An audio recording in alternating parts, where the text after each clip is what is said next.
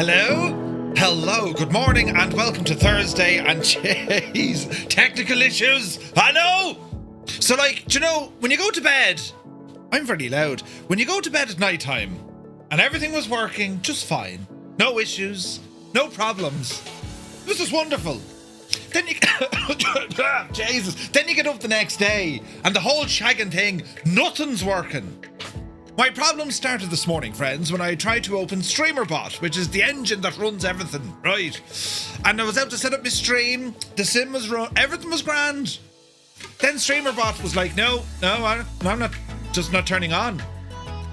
I can't be having this. So then I had to go off and figure out how to fix it with PowerShell, and then I stopped using PowerShell. And then my dad came in because his printer wasn't working, right? So I said, right, turn it all off. The whole shagging off. That's me walking in next door. Fixed the printer. One down, manning to go. Came back in, turned it all back on again. Still wouldn't work. Right. So I then managed to fix it by forcing it with brutality and sheer stubbornness. That's now working. And then we went, right, that's grand. You know, we're all right now. Then my audio is shagged. And I didn't do anything. I didn't change anything, right?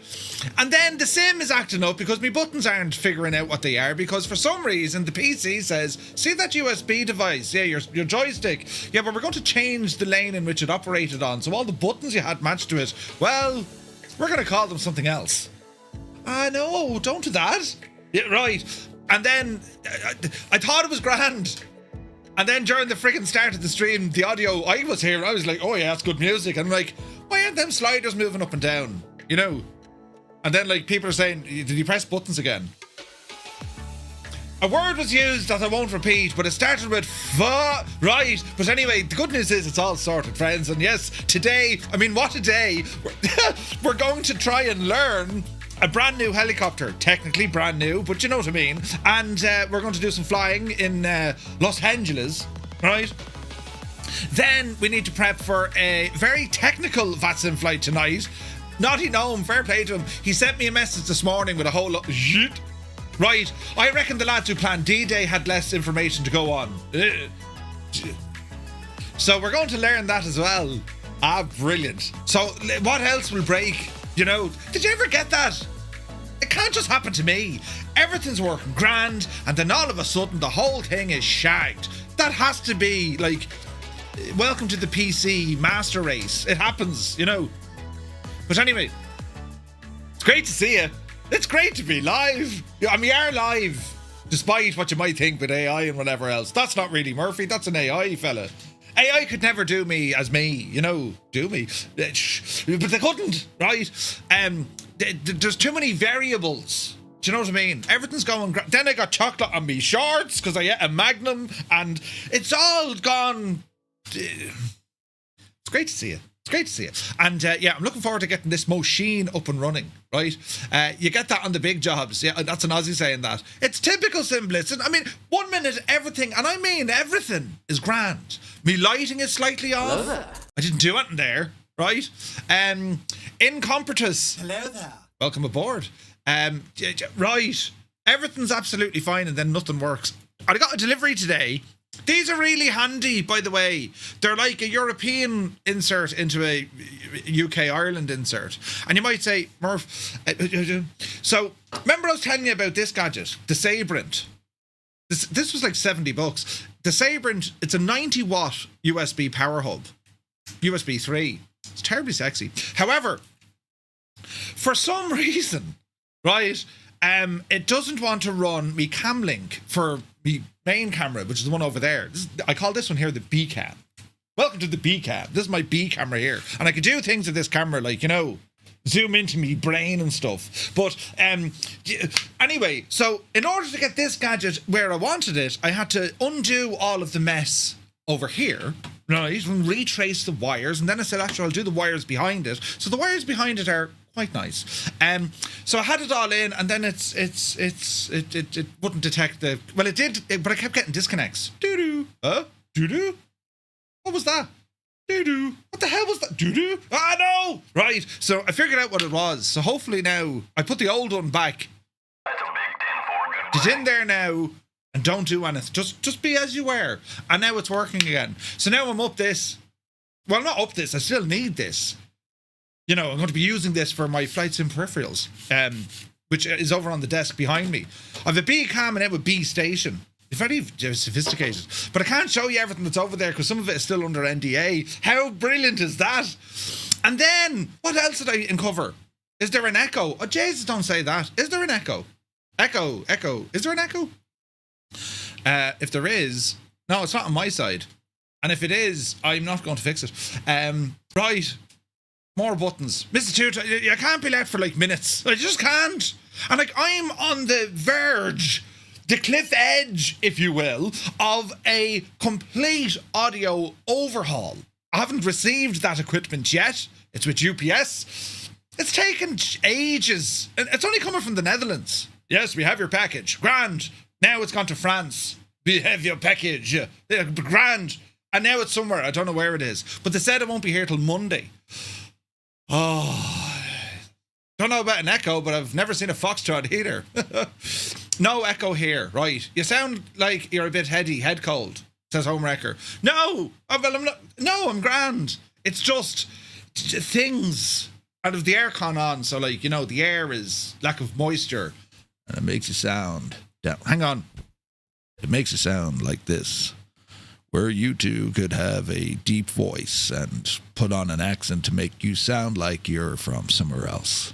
Yeah, brilliant. Right. We can have the crack with this. Wait now. That's almost Morgan Freeman territory, isn't it? Oh, Jesus. Shut up. Andy was a strange sort of guy. He came in here. Right. We can have the crack with this.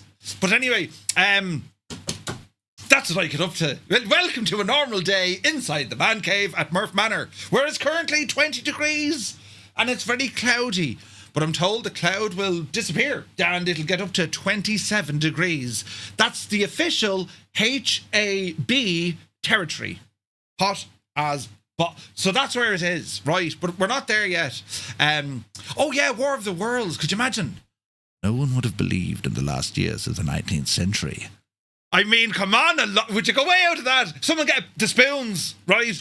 Few men even considered the possibility. I remember I did that before, and then YouTube said your content we found copyright content. I was like, what? That was me. I had to send them an email. That was me. And then they came back. No, it wasn't. I said, no, it was. Anyway, it was all sorted out. But anyway, these are the stupid things we do. What did I didn't break anything.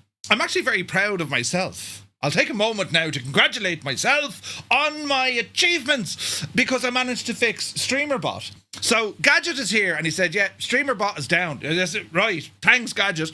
And usually if StreamerBot is down, which rarely happens, you're shagged. So I said, well, hang on a second. What if I were to pretend to StreamerBot that indeed it's not down? Oh no, it's fine. And that's what I did. I tricked it, you see. So, yeah. They've done studies, you know. Yeah, right. We'll see what happens. 60% of the time, it works. Every time. Did you get my note, Murph? I did, Mrs. Two-Tone. Yes, and I did the task. Man card will be presented later on for the stamp to be added to the collection, and maybe even a gold star this week. Right? Brilliant. Oh, Jesus. But anyway, chores, yeah. I was still I slept in this morning. I don't usually sleep in. I was in a state of, you know, I don't imagine I sleep. As in, I don't imagine I look like I'm somewhat kind of, yes, how very tranquil and peaceful. You know, I'm in a state of, right. I'm not a peaceful sleeper. Seemingly, I don't just turn in the bed. It's like wrestling, body slam, you know. Stunner! That's me, right? So, but yeah, I slept out a little bit. Whips, so are you, Murph? Listen. Gibbo, I've learned through the partaking in the house chores. If you don't do it, well, you're just not worth it. But if you do them, well, then everything else is kind of okay. Her persistence and patience when it comes to my stupidity and idiotry, it's more acceptable, right? Hello. Versus if I don't do the chores, then I'm just that human, right? Even the cat looks down at me when that happens. You know what I mean? But anyway, gotta fight for the donor covers. Wait, what? Don't hold back. Every man for themselves. every man for themselves. Brilliant. So yeah, Simblitz, I was watching your content. Dude, your video quality is absolutely savage. Yeah, right. It's beautiful. And we're going to show off all the modes of gear next Wednesday in a live environment setting. I mean, right. Danger, one please. Extra danger. Yeah, I'll take it. Right. But yeah, I was looking at your videos, man. Absolutely deadly. And out of all the gear, right, and there's a lot of gear, my favourite right now has to be that MXG 1000. It is absolutely beautiful. But I need to get it working with more aircraft. Right? It does, you know, it works with a handful of aircraft. We need to get more. You know, he just turned into David Attenborough. And here in the desert. Right. In other words, I'll do the chores, you let me buy more stuff. Don't act like this is some sort of a mystery, Gibbo. I've been trained in your ways. This, you have prepared me for life. Murph, if you do this now. Oh, right. Brilliant. But yes, but yes, that's also that, right? But anyway, you're all very welcome in to this, what is going to be a stream of some sort. We need to learn this machine. The HH-65 Dolphin helicopter, as opposed to the Dauphin. Dauphin has a bit more kind of, you know, style. But this one, the American variant, she's more powerful, less range, it can carry more, has a 4-way autopilot, right? So that's left, right, pitch up, pitch down, and we have vertical. It's very fancy. So we're going to try and learn that along with the new avionics, because they're slightly different. So we need to learn this, you know, rather than just jump in. So we'll see what the crack is. We're on the ground here, by the way, in is it San Diego? Yes, we're in San Diego, which of course means a Wales. It's Kaysan, Kilo Sierra Alpha November, and we're down here with the Coast Guard. Who'd have thought, right? So No, I haven't thought you anything. Wait, have I not thought you anything? You don't do the chore. You buy the stuff but hide it in the boot. When the coast is clear, install it and get rid of all the packaging evidence. Job done. You see, I used to do that, you know, and then the missus come in. Wait, is that new? No, I've had that for ages. You didn't have a second TV in here? Gibbo made me do it. It was his idea. And that's why I have a second TV on the wall. You're blamed for many things, Gibbo. But it's all right. You know, I mean, I can sleep at night. Just not very, you know, nice looking. But anyway, looking forward to this one. And thanks for your patience. We're like an hour late. It's not like me. I'm never late. Ever. I'm always on time. I'm like, you know, the news. Well, yeah, to be fair. I mean, when was the 9 o'clock news ever late? Right. It just doesn't be. So, interesting stuff. Who's here anyway? Jesus. Sean Dale, good morning. Mrs. TPHI has rolled out of the bed upside down and she greets us by saying, hello, Murph and Fireflies. Good morning. Crafty Tigers is here. Mac Vision, good morning. Febro is in the house. Gadget, thanks for the heads up on that as well, buddy. Hope you're well, man. The Boise, good morning. Now let me see. Crafty, you're very welcome in. Mrs. TPHI doing the check-in. Right, you lot are checking in, which is great to see. I'm checking in, checking. I need to get that soundbite, you know. But anyway, let me see. Malky Mac, good morning. Billy is in the house. 98 Vulcan is here. Welcome aboard. Now, Muse fan, I'm at work so I can't watch, but from what I can gather, there's buttons being pressed that shouldn't have been pressed. Can someone let me know on Discord if he blames me? Thanks. Do you know, I didn't blame Muse fan. Not at all. This was just the universe. If that's a thing, it is a thing. But like, you know, the forces of the universe. If you're one of those people, maybe you stare into the bottom of a coffee cup. Yes, or tea. The tea leaves. You're one of those, right? I have an itchy foot now. Jesus. But no, I didn't blame Muse fan at all. At all. Yes. You know, give it time. But anyway, we continue on. Quokka, good morning. One Foxy Bingo Gav. Can I get a refund? Oh, you can't get a shag off. Good to see you, Gav. Idle Cut Office here. 30 degrees in Cambridge, heading to 33 degrees. Hab. Oh, Jesus, then Hab. It's good to see you. Semantic Warrior, good to see you. Gunho Guy is here. Welcome in. 6 months, buddy. Thank you very, very much indeed. Commander Balosh, good afternoon. Hope you're well. Angry B is here. It's Smithers. Good to see you, buddy. Checking in from Ballina, County Mayo, close to Indokinny County, with his cans of lilt. You know, Go, no, cancel it. Brilliant, right. Dazza is here. Good morning, he says. Is it worth... Hang on. Is it worth purchasing a collective or just stick to throttles? Asking for a friend. So here's the thing. Here's the thing, right? You can use a collective. Oh, look at this. Savage news. Fox Fly Pete. Yeah, absolute legend. Where is this now? Buttons. There's loads of people talking to me now. It must be morning time where these lads are at. Brilliant. A collective, Dazza. I have one, right? I have a Virpil collective on my other chair. And it's connected to the chair. Many new words were invented. Oh, but it's on it. And I just need to wire it all up and get it running. But as I said, I'll show you what I'm thinking when it comes to designing the corner. Right, I'll show you some pictures. Because I want to build a kind of a cockpit setup over there, if I can, right? That's the plan. But you're asking about a collective.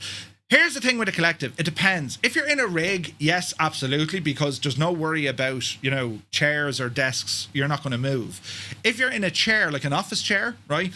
The collective, depending on which one you go for, of course, it's going to be a little bit low down, and depending on the controls you get, it might be a little bit further on. It may not be the most ergonomic thing, unless, of course, you mount it to a platform rather than your chair, which, thinking back, I should have mounted it to a platform. But when it comes to controlling the aircraft, throttle works just fine. That collective does give you that extra bit of kind of finer control because the axes, it's, you know what I mean? But, yeah. Collectives are very good. As I said, I have one. I have a Virpil one that they sent out long ago, and it was ages trying to figure out how to... I'm scratching my foot here, by the way. It might look terrible. I have a terrible itchy foot right in the top of my foot. Stupid thing. But anyway, they're very, very good. So if you're thinking about getting one and you think you're going to use it, particularly if you like flying the choppers, yeah, man, absolutely. Another thing I tested out as well. I've the Thrustmaster TPR pedals in my main setup. And I had another pair on the rig. I just like these pedals. However, I was messing around with the Moza pedals just for heli flying. And because you can really dial in the resistance and you have the extra piston to allow for that kind of feedback, it is absolutely, or they are absolutely, the best pair of rudder pedals if you're going to use them in an anti-torque pedal, as in helicopter stuff. They are incredible. There's none of this mess and trying to find where the bite is, if that makes sense. So yeah, very, very good. Itchy feet happen when you don't empty the dishwasher.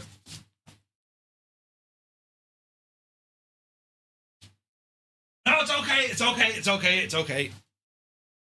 The dishwasher is emptied. It's okay, lads. Jesus. Right, there could have been a refund on that feckin' man card. But anyway, right. Malky, it's good to see you. Elric is here. Welcome aboard. Western Sydney Airport is officially open. Oh, come on, Epic Fool. Jeez, brilliant. SAR mission starting the man cave to find the buttons. Yeah. We're looking for we're looking for buttons fitting. Look at the hair, look. We're looking for...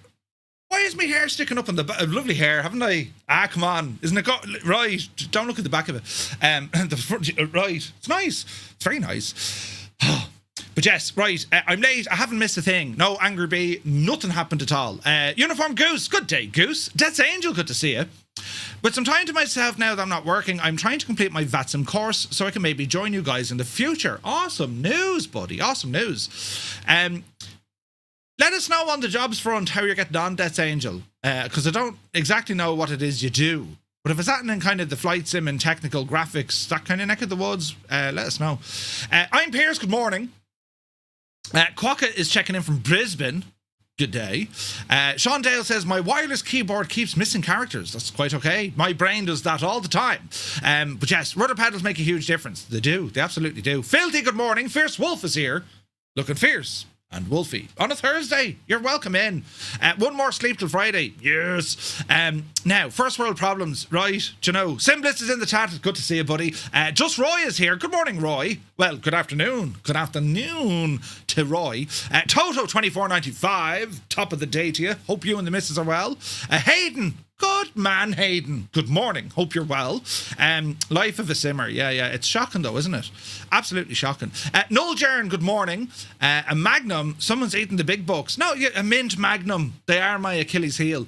And loop-de-loops. Yeah, right. Holy USB ports. It's something else, isn't it? And they all have lights as well. Very sophisticated. That just scared the dog. Naughty Gnome is here. Good morning. 67 months. Thank you very, very much indeed. Hope all is well. Home Wrecker, welcome in. Yeah, let me see. Dougal McTavish, the chairman. Good morning, Dougal. Hope all is well. And waiting to see our plan for tonight. Mr. TPHI, good morning. It's early with you lot in Canada, eh? 6 in the morning, 7 in the morning. Sounded like an echo to the alert. I can't fix that. Do you know? But anyway, let me see here now. Don't know about the echo. Never seen a foxtrot. Where is this now? Can we get an Aussie accent? Oh, yeah. It depends. I've just noticed recently, Australia has different accents, depending on what part of Aussie that you're living in. Some of them speak kind of more kind of gentle, right? And then you have the other side of it where they're going to be very loud and very articulate when it comes to how they pronounce things. Like Al Stewart, you know, flaming, gala. Right. Brilliant. Love an Australian accent to do. Oh, yeah. Did you connect the thing directly to the high-power USB 10 gig port on your PC? I didn't yet, no. But I might. I'll have to. No, this one, right. My streaming PC is a different one. It doesn't have that. If it was on the gaming PC, yes, I will. You know. There's an audio voice to keep you awake. You're right. Andy is here. Good morning. Hope you're well. The Limbics. Welcome in, bud. Hope all is well. Happy Thursday night, Friday morning. Stu Snape is here. Just tuned in. What did you break? I didn't break anything. I actually didn't. The universe was against us this morning, Stu. But it's good to see you, bud. Now, let's have a look. I'm catching up here at a rate of knots, slowly. Now, where is this now? Got to fight for the dinner covers, mate. Oh, no, the donor covers. Yeah. See, I'm catching up. I'm only there, look. Now, let me see. Brum, welcome in. Maybe I should join the flight this time. Looks over VATSIM training. Oh, no. Be grand. We'll learn this together, you know.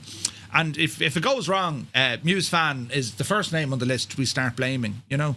Now, you're going to make me spend more money and buy this thing. It looks good. It's very good. And it's a 90 watt. It's Sabrent. It's a 90 watt. Big Al got one, though, because I think there was an issue trying to buy these in Australia. If you're talking about this, or the collective, you know, or other things. Oh, look, there's a sticky thingy. The things you learn, lads. I'm actually flying today, Astral or Pilot. We'll get to it. We're simulating, you know, pilot ops. We just sit around and talk stuff all day. And then the alarm goes off and then we have to go, you know. Now, sleep at night in the doghouse. Yep. Is there any decent helis in the sim I can use to get into flying them before spending cash? The Cabri is very good. The default Cabri. The C2 or G2 Cabri. Very good. You also tell everyone on stream about your crimes, so no hiding it from the missus. Well, that's very true as well, Epic. Yes. I did a thing. Mutley, good day to you. Bio Games is here. Welcome aboard. Visualize. Welcome in, lads. Let me see here. Sheffy, good morning. Must bring up my collective soon. Which one again is it you have, Epic? You know, give it more in the collective, does it? Yeah. Have a think about it, bud. Have a think about it. With all the equipment you have in the room, you probably could have bought yourself a real plane. I'm on the hunt for a real plane. But a fake one. Not a fake one. One that doesn't fly. A shell. You know, because I'd love to build a cockpit. A proper one. But that's a pipe dream. I'll wake up in a cold sweat someday thinking, right, it doesn't work. But anyway, Vex Freeze, good morning. Creo, thank you very much indeed. 18 months. Cheers, buddy. You're very kind. Where's this now? Lovely hair. What there is of it. Thanks. Yeah, fierce tight. Tight like a tiger. Right. Fox, good to see you, buddy. And now, Charlie, the hair is standing up because it's walking slowly to the back. Yes, the Walking Dead, I call it. Angle of Attack, good to see you, buddy. Hope you're well. Now, let me see. It's 11 p.m. here in New Zealand. Sure, that's early. Yeah, it's early. Charlie, good morning. 777 is in the house. Emu Fan, he says, itchy feet happen when Mr. Two-Tone doesn't get a new kitchen. Oh, Jesus. 7:10 in Canada, eh? Nice. Petrol Head, good day. I got one too. Had to wait a few days for the code to work over here. Yeah. It's not an affiliate link, it's just a code. They've asked me to do affiliate. It's up to you. You know, if you want to. My whole idea is, listen, yeah, I'm happy to look at it, and if I'm happy with it, sure, yeah, if we can do a code, great. But there's no kickback to me in it. It's just, I'll show this off if you send me one and give us an L code for the community. Then it works, do you know? Where is this now? Yeah, it's not happening, Murph. Oh, Jesus. See? She said no. We're going to say that you have permission from the missus from that. Answers that question. Energizer, I've been caught red-handed. Wait now. Some could say a home cockpit. I'd a pipe or dream. Piper. Very good. It's now 10:30 a.m. by the time you get to the part of this chat. Yeah, right. We're catching up though. This is terribly exciting. Now, these buttons worked? So Brum used to use 2020, but is now on 2024. Excellent. Visualize, welcome in. Shamrock Minimums, good to see you. East Coast Inc., welcome aboard. Ryan D. Walker, good morning from Banbridge. Hope you're well. Schuller Pilot, good to see you. So, do you want more resistance on your pedals? For helicopters, no. You don't want much resistance. Keep them nice and loose. Now, Mad Matt UK, good to see you, bud. Kubi Montana, welcome in. Legion Johnny. Hello, Johnny. Hope you're well. Direct to Sim, good morning. Hope you're well, lads. You're very kind and lovely for joining me here this morning. Where's this now? You always got cut out, Murph. Right, back to work for me. Happy flying. Thank you, Mrs. Two-Tone. Your support and cooperation, as always, is much appreciated and brought a light to our day. Now that you're gone, it's positively dimmer in here. I should be right. Murphy is some sort of poetry-driven. He can make those connections with the right. That's my thoughts. Right, come on over here. Look. Right, here we are. Hello, Dolphin. Dave Cleary, legend Dave. Welcome back, Dave. Good to see you, bud. Right, is everything working? Are my hands working? Yeah, they are. Right, grand. Look, jeez, I never turned off them. We had a lovely chat last night with Ubaid and from Bills, and it was absolutely fantastic. Quick, get online and buy the cockpit now. She's gone. Yeah. You're full of Murph. Yes, I am. A new writer for Hallmark, perhaps. What was that movie? Now, the dark horses will be able to answer this one. What was that movie that the main protagonist worked for Hallmark? Wasn't that like a Tom Hanks movie? I know the Hallmark movies was, what's his name? Jonathan Frakes. Riker. Him and his missus used to make them for Hallmark. They were like, movies for video kind of stuff. Interesting. Some sort of chancer, more like. Yeah, I'm a chancer. But I'm a chancer. Right. Anyway, hello, Dolphin, as opposed to Dauphin. Right. Now, before we get going here. Oh, Jesus. I've nothing to open because I had to restart the PC many times. Right. Hang on now. Where did I leave this? I think it's here. It is there. No, it's not. That's the wrong one completely. Jesus. Here. Merv, where are we going to? There's no route. I didn't figure it out yet. We're on the ground at Kaysan. That's all you need to know right now. And then we'll see what the crack is, right? So, the manual, Teog's Hangers manual, and I wonder now my buttons working. No. Oh, they are. Right, they're starting to come alive. Grand. Right, so we have two variants of this helicopter. Some people were saying, Jason, it's an expensive helicopter. Yeah, but you get two variants. And they're very different. One is very different than the other, right? So what it is we need to do is figure out the differences between the HH-65 and the AS365. They are different aircraft. What we have here, we'll look at the difference, right? The HH-65 is the US Coast Guard dedicated short-range recovery helicopter fitted with a sophisticated 4-ax automatic flight control system. It also has a flight direction system or director system and also mission-specific equipment for maritime search and rescue operations. Right? So there's a whole load of information here. They selected the Aerospatiale, the AS365 G1 variant, which was a derivative, of course, of the 365N, configured specifically for the US requirement. For the short-range recovery missions in the 1980s, designated the HH-65A Dolphin. Early production models used the Lycoming LTS 101 engines, and then the later MH65 fleets have been re-engined with the Ariel 2C2 CG turboshafts. Right. The variant model in this add-on is the HH65A, reflecting the configuration documented in the US Coast Guard Flight Manual CGTO 1H65A-1. Change 8, 1st of June 2003, featuring the original 4-axis AFCS with the dedicated flight director system. Now, right.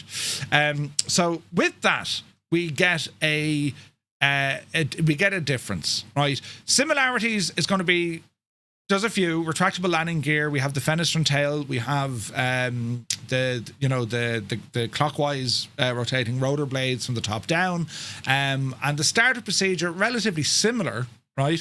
However, when it comes to the augmentation or the flight stability systems, they're a little bit different, right? Max Stallion, good to see you. So we're going to try and start this up. Your button binding should automatically transfer over. So we're looking at this chopper as if, well, as we are, we're looking at this chopper coming in from the AS365 Dauphin, right? So this is very much on the conversion side, right? This is the conversion side. So a couple of things to know about. The cyclic, we do have an AFCS quick disconnect. It disengages all of the 4 axes immediately. Trim release. Your beep trim is going to be there as well. And then on the collective, we have a go-around C-Sync, which is your collective sync. It updates the VS reference in IASV. And also we have hover mode as well. So couple of little bit of kind of, Now, when it comes to the instrument panel, we're going to come all the way down here because this is what we need to have a quick look on to figure out what the differences are going to be, right?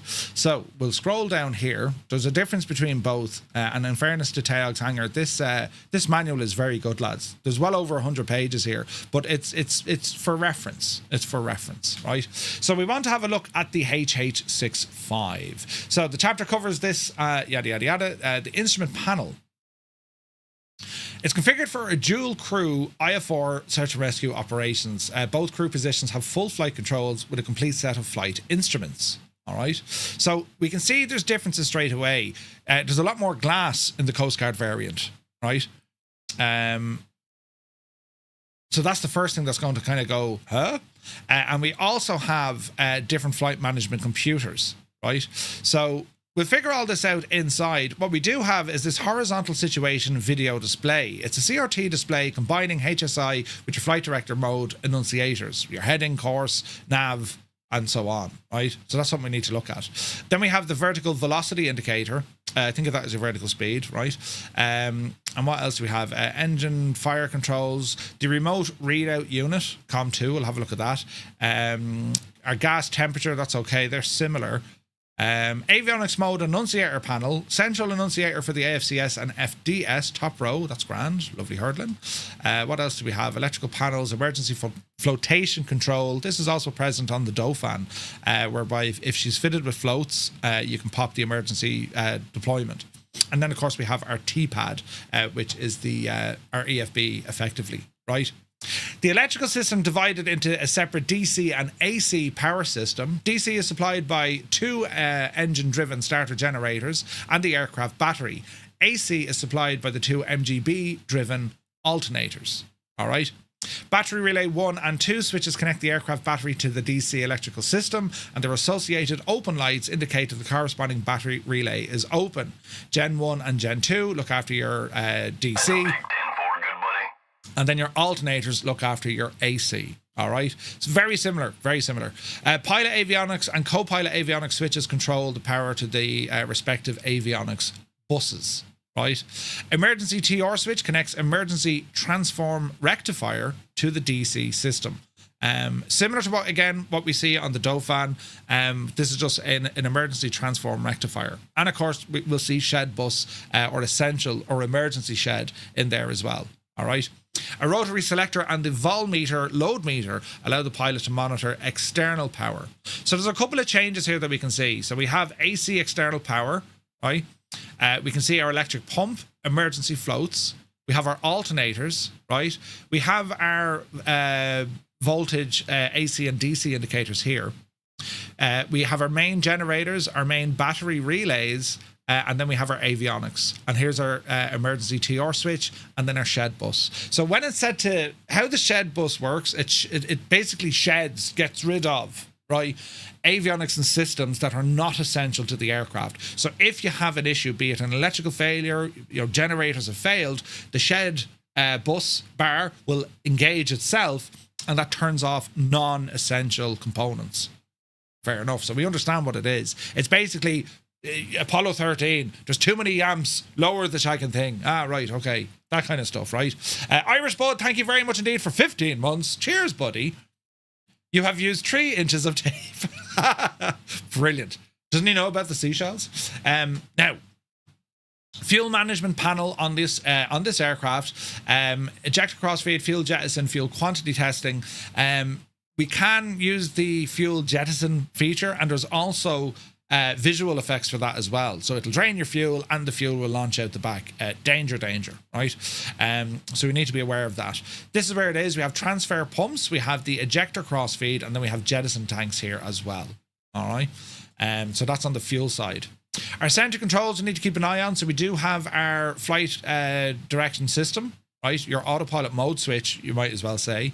Then we have some audio panels, right? Then we have more for our autopilot, and we've more kind of nav and comm down here as well, including TACAN is there, which is good to see, and so on and so forth, right? So this is all kind of weather, radar, tilt, hold, gain, this kind of stuff, all right? And then we have this kind of gyro trim, part 7. Need to read what this is. It's your AFCO control panel. Grand, okay. Pitch, grand, okay. So it's like a master switch for that. Control wheel lock handle. It locks and unlocks the castering nose wheel for taxi and landing. Pull to unlock for ground maneuvering. Centered unlocked for takeoff and landing. Basically stops the wheel from juggling about, right? TCAS DF, emergency landing.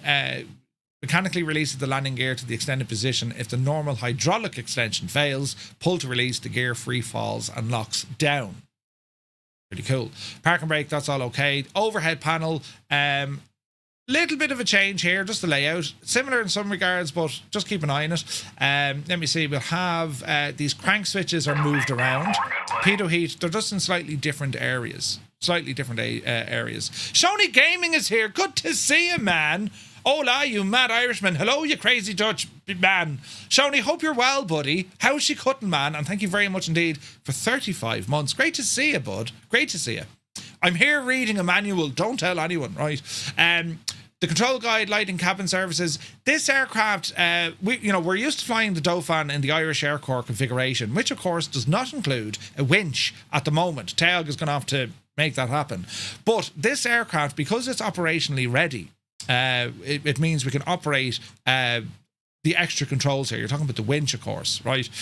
Amongst other things. So if we want to operate all of that, we need to keep an eye on it. So we mightn't cover the winch today, because there's quite a bit when we get into those rescue kind of setup and buttons and all this. We'll have a look at it, but we probably won't get much time in it. Engines then. So where we look at the Turbo Mecha aerial turboshaft engines on the Dauphin, 737 horsepower, we're now coming over to Lycoming with 700. The difference between the two of them, they're different engines first and foremost. Lycoming is a name that you'd probably be very familiar with. You see Lycoming engines everywhere in general aviation. The Turbo Mecha, not everywhere, but there's some, right?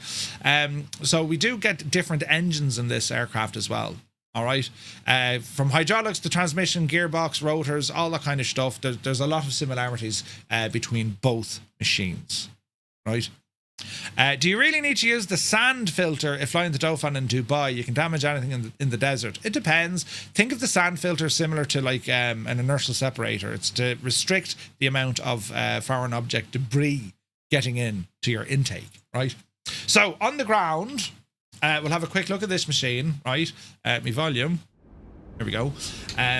So let's have a quick look here, because we're looking for the similarities. So we have that 11 blade Fenestron tail. We have a skid kicker plate protector right down here, right?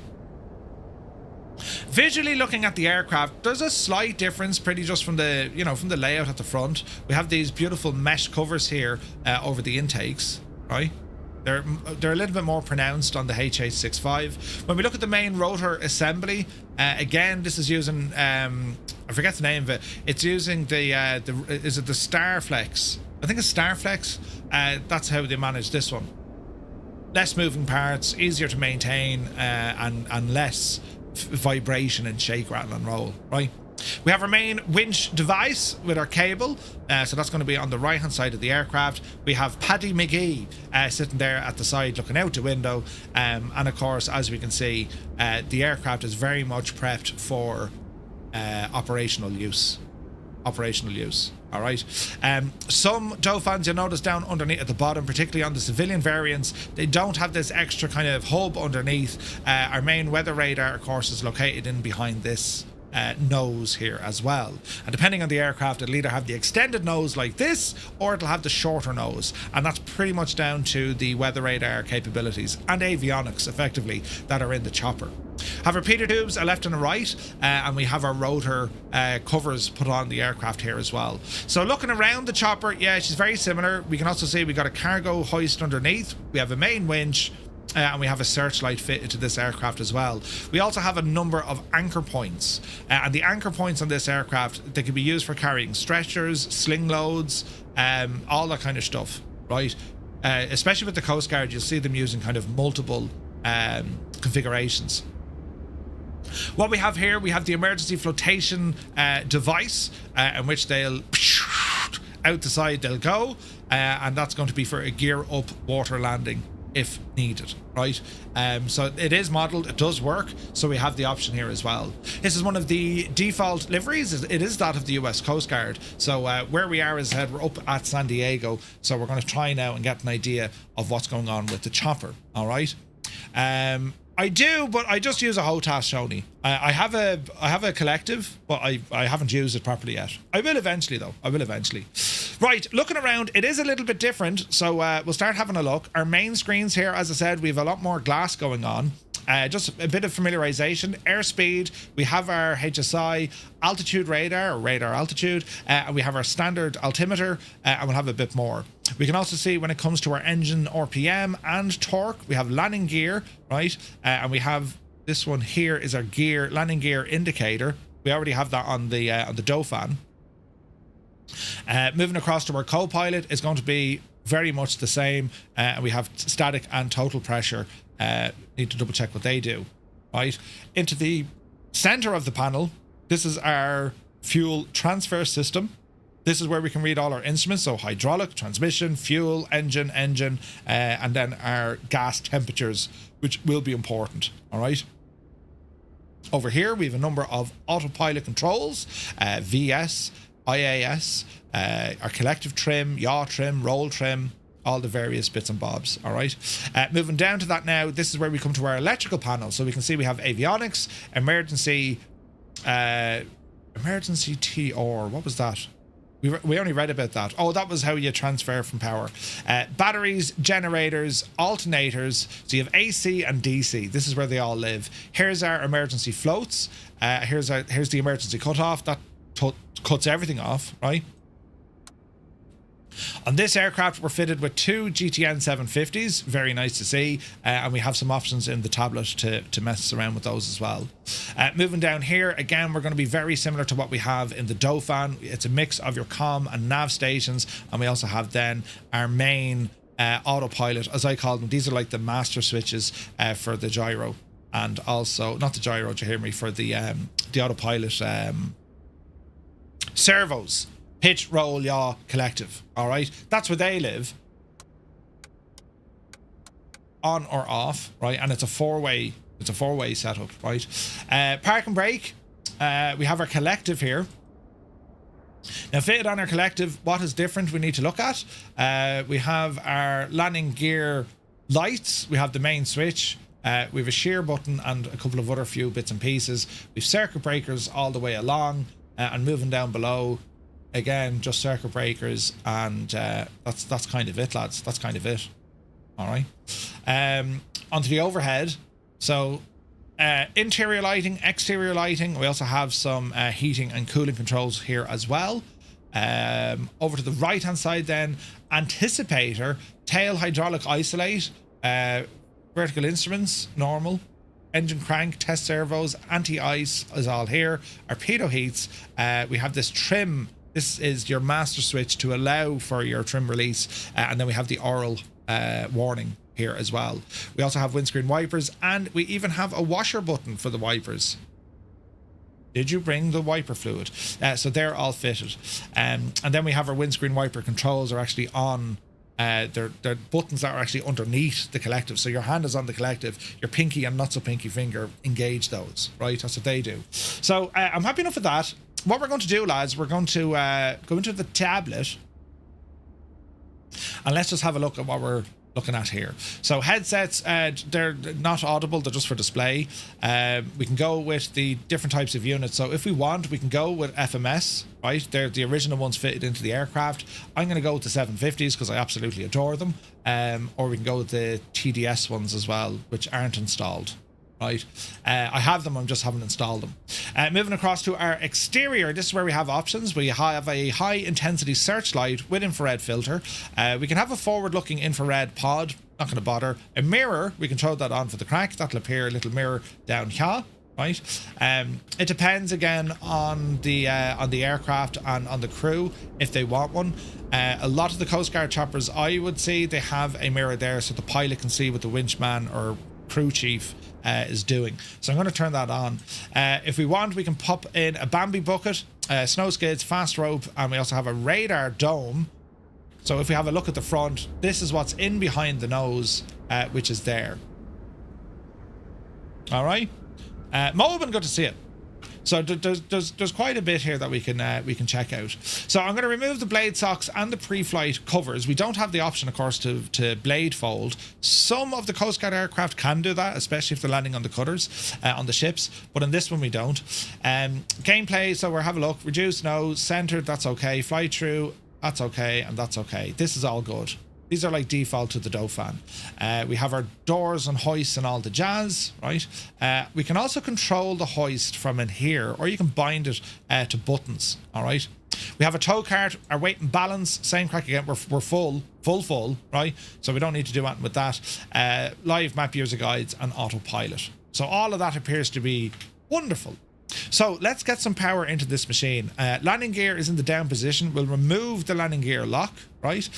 Collective is centered, cyclic is 0, and we'll go with the battery.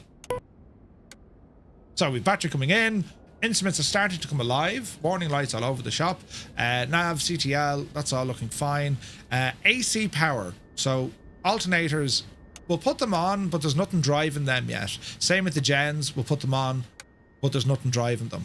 The avionics currently off. We're going to turn these on. So you have like, it goes to bus off to give you the initial screens, or you put them fully on if you want to see your avionics, in which we'll do map and probably terrain. All right. Now, in terms of route, let's have a look. It's pretty much just going to be a flight around LA. So it's going to be Ksan, and we will return to Ksan. All right. So we'll start and finish here in San Diego, which is typical for Coast Guard operations.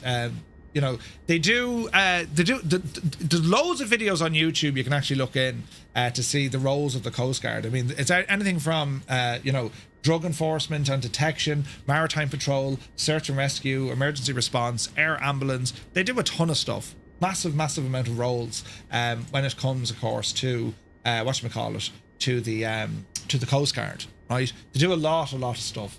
So we'll keep an eye on what we're doing today, but we'll see how we get on, right? Sandman, good to see you, bud. Hope you're well. Spitfire RAF 100, welcome in. So the route should be working now, home wrecker, if you want to check it out. So with our batteries on, we'll come on up on top because we know that we have some lighting position, and we'll have external lights, avionics fan. Don't think he's modeled the sound for that, but we just want to get some sounds in here now as well. That's all sounding good to me. Our fuel system, so usually we'd be down here looking for our fuel pumps, so we just need to locate our fuel pumps, which is going to be over here. AC power electric pump should be on. Emergency arm float. So if we turn this on, our lights light up, right? We arm them. If we ever need to deploy them, that's where you press the buttons in behind the red switches there. All right. So that's fuel. That's grand. Landing gear. Fire test switches. Fire on the left, and we have annunciator, fail, and we'll do the same on the right, and fail. Grand. And these are our engine extinguishers then that we can use. All right. So fuel transfer, electrical pump, AC external power is not in use. Generators are already on, and I think we're looking good. Autopilot is just going through its main settings. Servos are turned off. So we'll now come over to here. Slightly different layout. So we have emergency stop. We have our fuel system. Right, igniters are here. Fuel system. This is to do with aircon, I think. These handles. And then we have our main rotor brake as well. So we're going to power up this machine, and we're going to start off on the right side first. So we're going to press and hold the ignition. And we'll get some sounds coming in.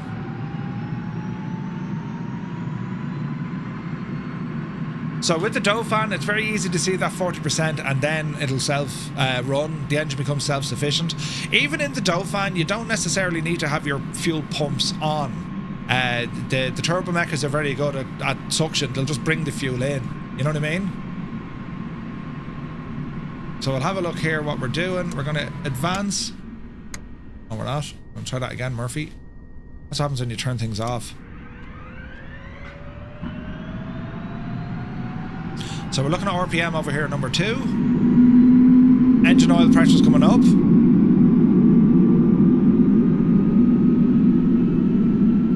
I tried to start her with the fuel turned off. That's why she kind of kicked back on us. So we can hear and feel the RPM is rising. Torque is starting to come up there now as well. There's our low rotor warning. And we're going to start advancing this. We can turn that guy off. And we slowly advance our fuel lever forward. You're making sure not to over-temp the engine, alright?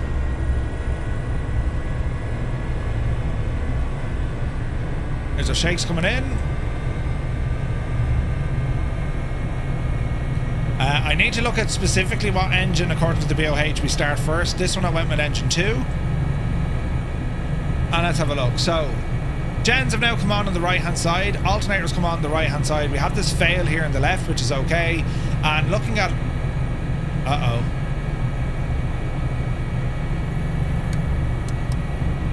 Did I break that?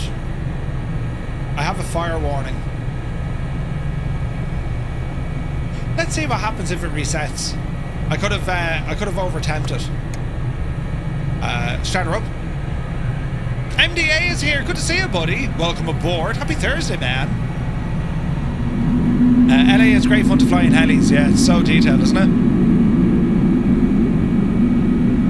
I could have instantly shanked this aircraft with the engine, so we'll have to keep an eye on it.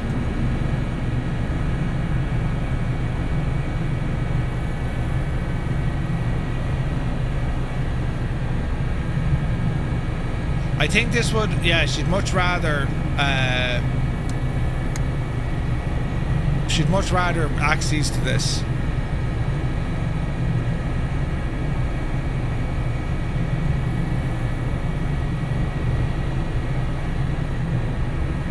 Now hopefully I didn't kill the other side is like completely over, look. Electric pump. So what aren't you liking?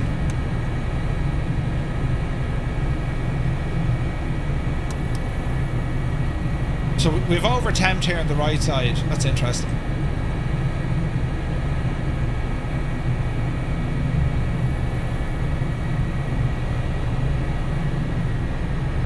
I don't know how to fix that. We might have to restart this jazz now again.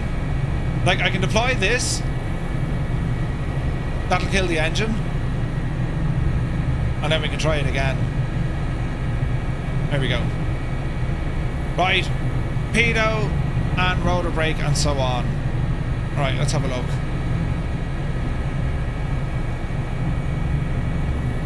It's a good job Murphy doesn't work at the Coast Guard, because my first day out, lads, I'd have been, that's the end of Murphy's, you know what I mean? Right, let's have a look at this now. AC external power is off, alternators are running, we can see voltage here in both. Generators are now up and running. Go ahead and get all our avionics are on, that's grand. And now it's going to be our autopilot stuff, so my understanding is we turn these guys on.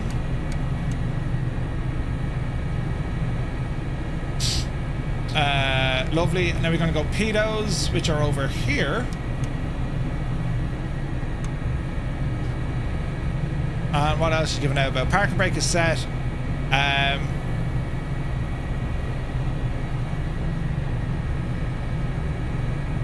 That's interesting.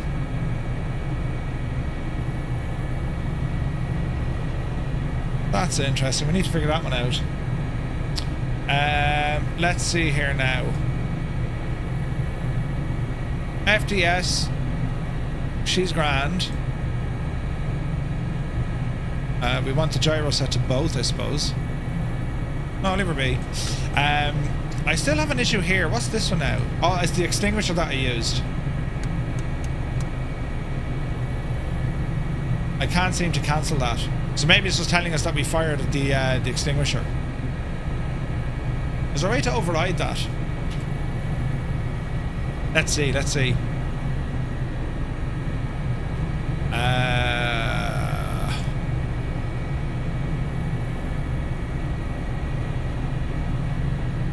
There's no way that I'm aware that we can actually fix that.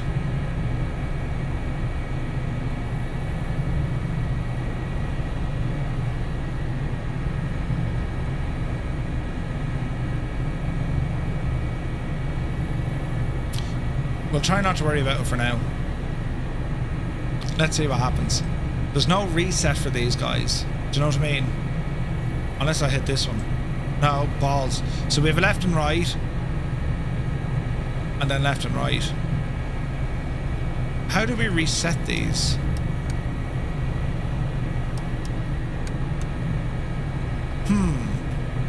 Sprockets, good morning. Good to see you.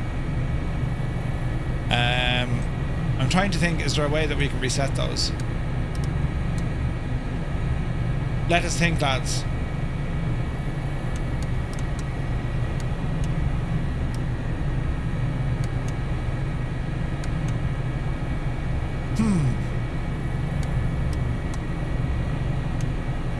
Is it shaking hard for you? For me, the HH65 is uncontrollable. Ooh. You have to reset the flight. Ah, balls. All right, okay. Well, sure. Look at. We can go without it. Parking brake off. And well, let's see what this one does. Come down here to our landing lights. Let's just verify our controls are indeed working. Interesting.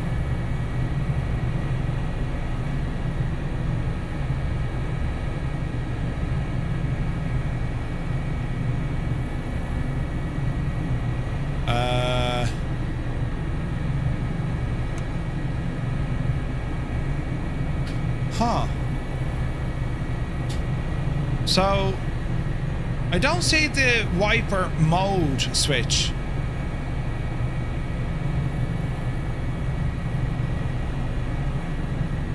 TCAS. Hello there. Put you on. Comms are good. Can I get a refund? There's no refunds.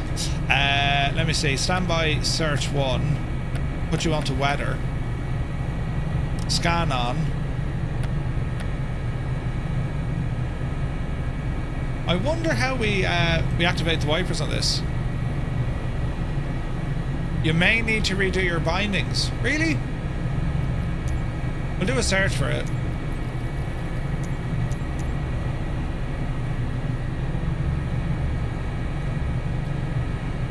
Okay, so there's got to be, let me see, wipers.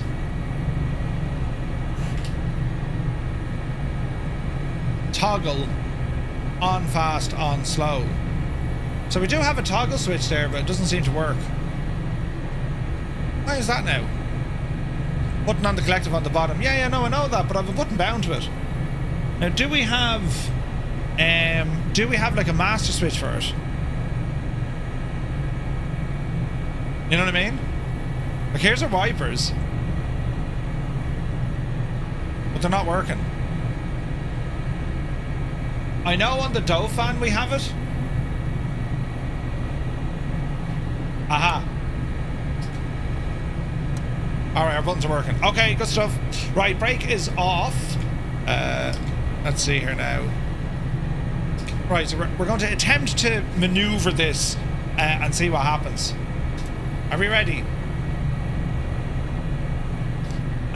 Oh, actually, on air, I wonder will she detect... Does it know this machine, right? I'll give this a quick blast. Because I just want to see will it actually detect this aircraft. It may not. So we'll have to do a test flight, right? So I'm just going to load up the companion just to be sure. Meanwhile, looking at you guys flying around, beautiful stuff. There's Febro. Angry Bee in an Aircore colour. Mac Vision is about to start up. Fierce Wolf looking good. Starbug is... Jeez, we've got a good few with us. Starbug is with us. Ton Parran is with us. Alright, let's see what happens here.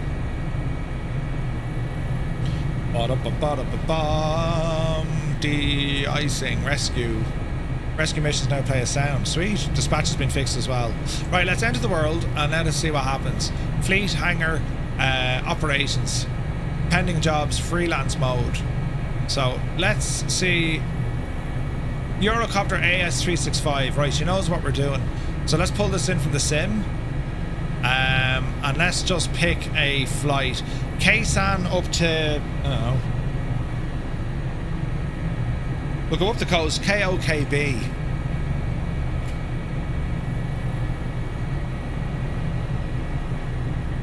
And let's see, can we just select this as a flight with OnAir? Just want to make sure that she's working.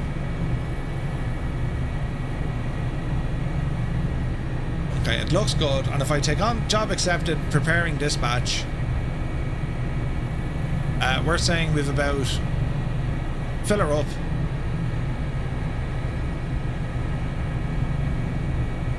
Now, UTC offset. I wonder is there a way we can override that? The current time I've set it to is 9:57. Live time is 4. So I think we'll bring it up the road to about... Oh, that's nice. 5:54. So that's going to be 5:54. Right, let's fly it. Flight created while you're Okay, so it doesn't appear to be any problems here. This is great news. Because usually you might have to do like a test flight. Hey, it's good to see you.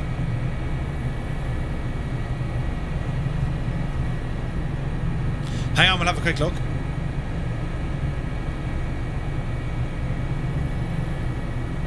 Come hither. Tracking is live. The flight will be logged until you cut the engine. Ooh, nice.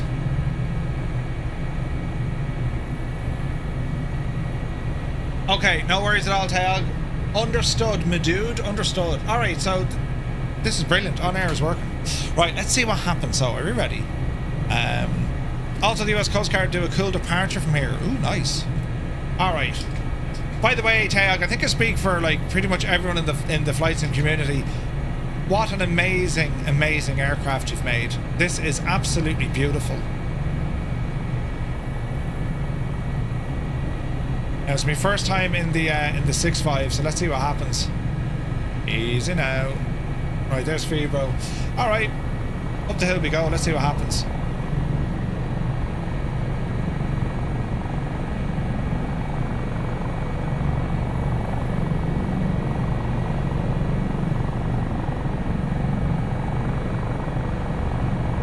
Looking good.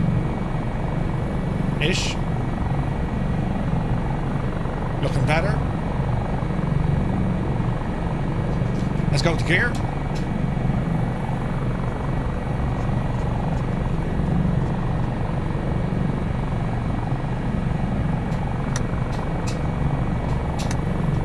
Oh.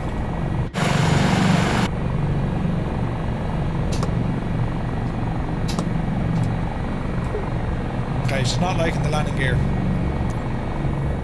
Let's have a look, let's have a look. So this is going to be on the Mongoose. And we're going to search for the input. Gear up. Yeah. Now why isn't this being picked up?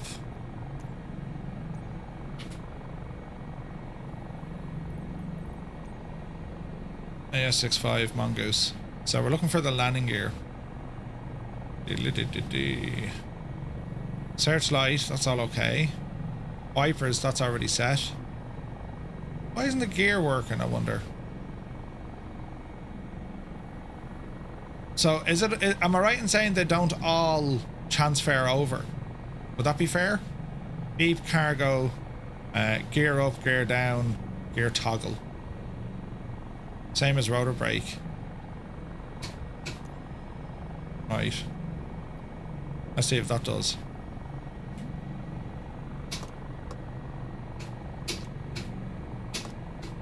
There we go. Gear's coming up. There she be. Alright. Now let's get an idea of where we're going. Head out to the right up the coast.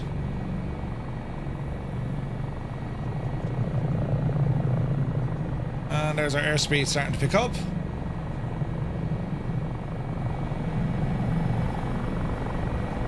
They don't transfer directly over from the Dauphin. That's okay. Right, landing gear warning horn. That works.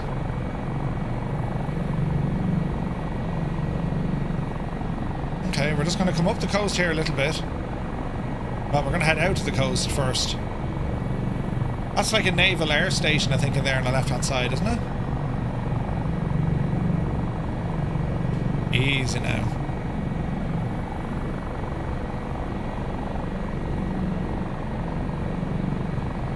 Okay, so apart from me cooking the engines and then using our extinguishers, everything else seems to be quite good here. You know, for the moment, until it goes all terribly wrong. Speed-wise, she is a little bit slower than our Dauphin. As we say, there's slightly more power in those turbo mecha engines, but bearing in mind we have a lot more kit in this aircraft. So we'll just ramble out here. I gotta say, like, San Diego, LA, all this neck of the woods in the sim, the photogrammetry is gorgeous. Is that an aircraft carrier? Is that like a World War II aircraft carrier? No? No, it's a pier. Jesus. Interesting. Okay, so we'll let's see what the autopilot can do with us. So we'll let's see what happens. Now, do we have our four-way?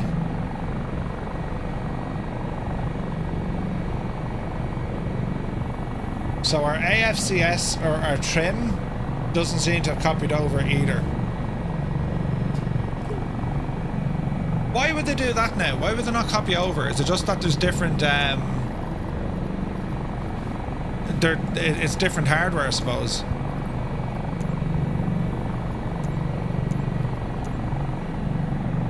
Yeah, that's really strange. Oh, hang on, this could be a Murphy issue.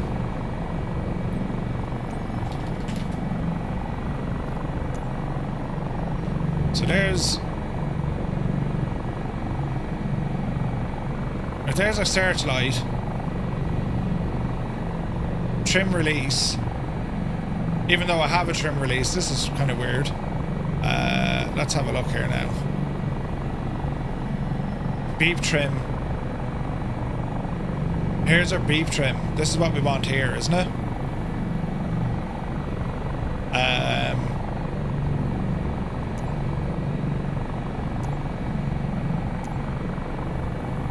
Now I wonder, do I need to do anything specific to make this work?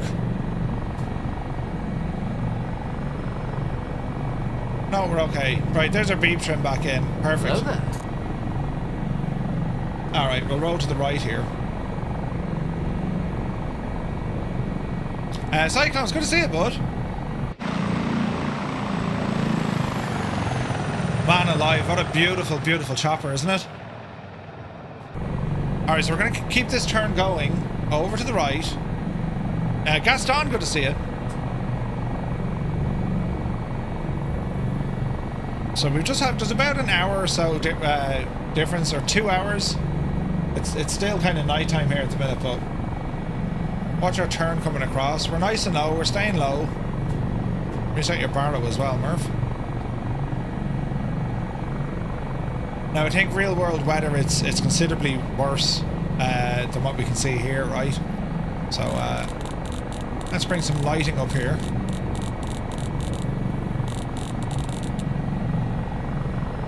That's better. I think we got some other lights here. We do. There's 1 and 2. Alright, that puts a little bit of light on the situation. We'll straighten up here now. So it's very similar to the Dauphin, right? So far as we have our beep trim control, and it is behaving. She's quite stable. Like, it's a very stable helicopter. The Dauphin and the Dolphin, they're a very stable platform, and that's why I'm saying, like, I mean, if you're considering getting into choppers, like, strongly consider this as your first one, especially if it's pay where you're after, because with this aircraft from Taex hangar, the aircraft, as per the real world, it allows you to spend more time enjoying the experience than trying to stay on top of it, if that makes sense. There's a lot of automation with the aircraft itself when you talk about the flight control stability and all this kind of stuff. So yeah, it's just very, very good, man. It's very, very good. So we're going to climb a little bit. Photogrammetry will look better from a slightly higher altitude. Now in terms, I don't think we can change. There's a button here for this, so we can set radar altitude. So that's 20, that's, so feet.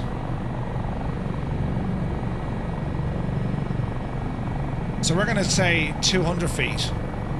Now I don't know, is there a master switch we need to turn on, and then we'll get like an audible warning to say we've gone through it?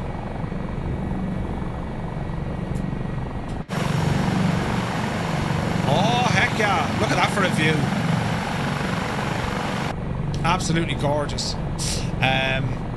And then of course when it comes to our autopilot, well, it's all down here now, look. So if we wanted to move our heading, let's just have a look at this now. So if I want to say, look, put me on a 360 heading. Oh, this is awesome. We can actually change this. Sweet. Now, if I want to go on the right hand side, there we go, there's a radar, map, or a HSI. That's deadly. And then we have HSI, map, or radar. We'll go radar over here, right? And then range. And let me see what we can get. Weather radar is on. Stab, stick it on. Now we were saying a 360 course, so let's see if our autopilot can engage that, right? So we should be good here. It's only a matter now of activating our flight direction system. VS Alt Nav heading select. Heading select. And now the aircraft should roll slightly left on a 360 heading. We can also lock in our altitude. We're currently sitting at 1,600. We'll keep climbing, and we're going to lock it in at 2,000 feet. All right. As a helicopter, it typically spends less time trying to kill you than others. Yeah, 100%. Dougal says, I'm not into helos at all, but even as a neutral, it's easy to see the love and dedication that's gone into this aircraft. Yeah, I couldn't agree more, Dougal. Like, not everyone are into choppers, but I gotta say, man, I'm into choppers. I love choppers in the sim. This is a thing of beauty. Okay, so let's go different heading. Let's call it, I don't know, 340 degrees. Now, can I interact with my hardware? Not yet. So let's see, can I bind some stuff here? So I'm going to go to my little MyApp screen that I have. We'll type AS365. No, we won't. AS365. MyApp. And I want to see heading. Heading hold. Avionics. Generators, hoist. It's not head. Oh, can I select the heading through the avionics? No. Maybe not. We do have the mode switches though.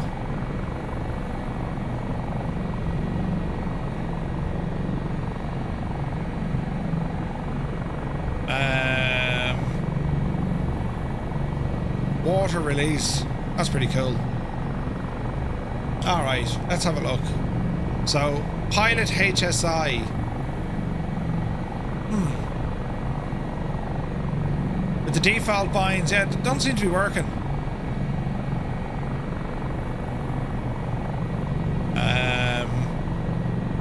Generators. Beep trim, avionics, co-pilot. Heading hold. Yeah, it doesn't appear to be. Like, for example, if I search by input. Hang on. Okay, so what if I copied these over from airplanes? Right, hang on. Heading.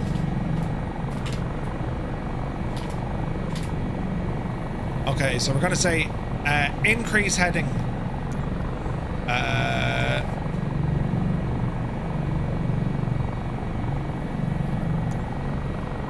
Decrease. Oh no, hang on, that's drift. Wrong one. Delete that for a second. Go back. Right, increase heading bug. That. Decrease that.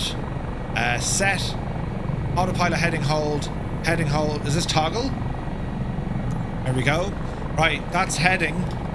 What else do we want, lads? We want alt as well. Altitude. Right, toggle autopilot alt. And then we want to go increase decision alt. Altitude pressure. Autopilot reference altitude.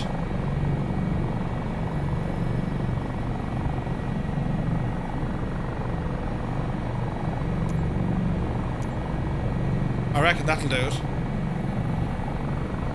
Yeah, the autopilot modes go in the AS grand. So the mode switches go into the chopper, but then your encoders go in as default. Right, well, let's see what the crack is. Heading. Yeah, there's our heading. Alt. Well, there's no pre-selection for altitude. So we're actually going up pretty high. We're at 2,500 feet. So let's call it... I tell you what. Let's go...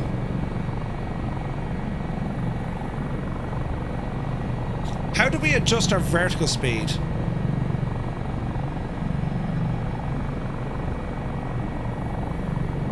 Because she's slightly different on this, isn't it? That's Barrow. How does one adjust their vertical speed? You either do it ISVC or use your C-Sync. But so Energizer, if I'm saying I want to set, like, 500 feet a minute, do you get me? So your collective sync will follow the collective, and then you do it manually. But if I wanted to put in, we say 500 feet a minute, or the bug in the VS gauge in VS mode. So we're going to say...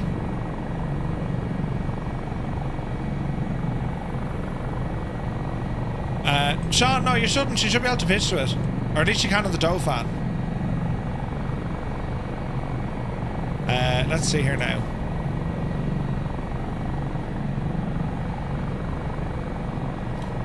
So, HSI, then we've V-speed. We're just trying to think, how can I adjust the V-speed? We'll do it the old-fashioned way. So if I'm going to say, or my app, and we'll say AS365, and this is going to be for vertical speed, right? Autopilot IAS hold.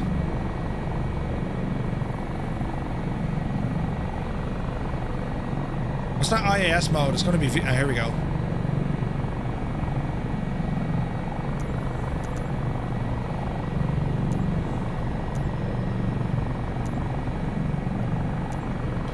And then default encoders. Is that what we're saying? Engage VS on the autopilot, and then there's a knob on the VS gauge. I don't see the VS gauge knob. VS.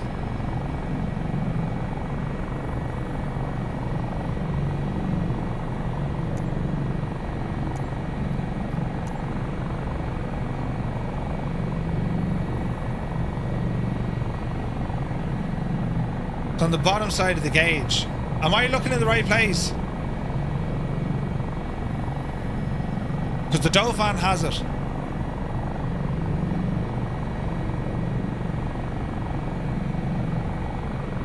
So this here, this is Barrow. That's radar altitude. Yeah, no, you're thinking of the Dauphin.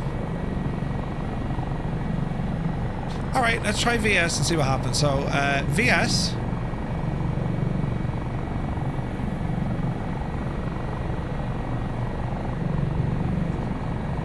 I'm gonna try and... She hates VS. See, where do I set her from? Would you engage VS and then beep trim? I mean, you could.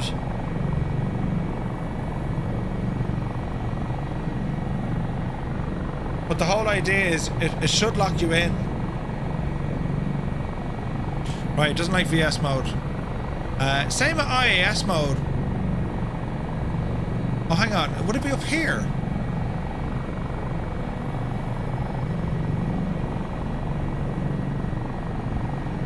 That's a rotary dial. Hang on. Let's go back into VS.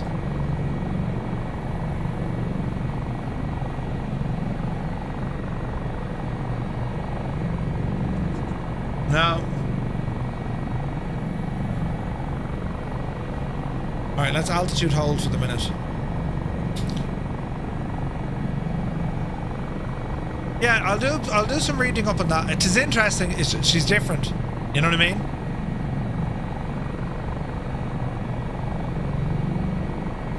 Because I know with the Dauphin, we can predefine vertical speed. Now, we do have something here, so it's got to be on our avionics, look. Course, heading, range, comms, weather, trim.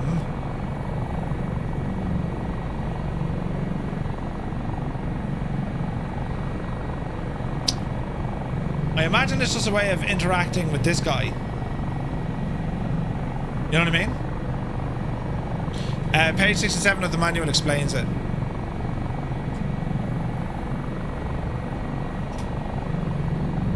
Establish the desired rate of climb, press VS, and the current rate is the reference. To change the reference, deselect VS.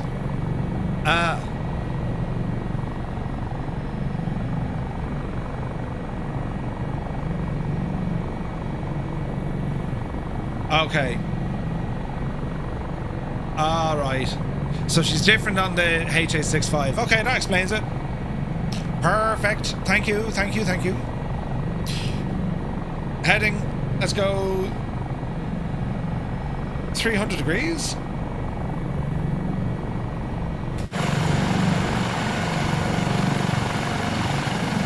Now that is terribly pretty, isn't it? But like, again, lads, it's all about learning the aircraft. I mean, I have some hours in the Dauphin. I'm still picking up stuff, and yeah, I'm getting better at it. It just takes time. It just takes time. That's a cool looking machine. Whoa!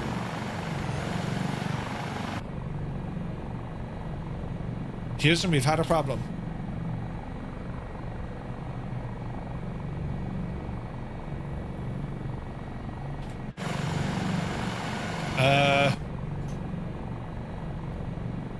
Does anyone now know what's after happening?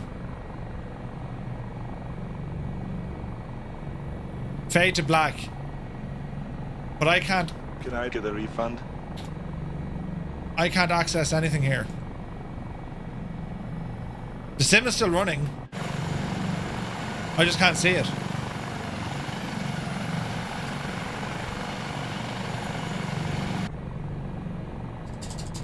What the hell? They've done studies, you know. 60% of the time, it works. Dreamy, sleepy, Every nighty, time. snoozy, snooze. But it's locked out of it. Have I actually found a bug? I tried Alt enter. Destination weather at Bob Maxwell Memorial Airfield. Instrument flight rules. No. Wind west-southwest at 3 knots. Overcast. Is it the same or it's the same? 19. It's the same. I can't see it. I had this, but I haven't really flown it. I should probably make time to get your bindings. Yeah. I had a similar thing happen yesterday. I left it and it snapped out eventually. Never seen this. I pressed a button to turn on a light. The sim is still running, and you can hear it because if I go external view, listen. Right. So the sim is actually running. It's like the friggin' display is just turned off. But I can't get to the menu.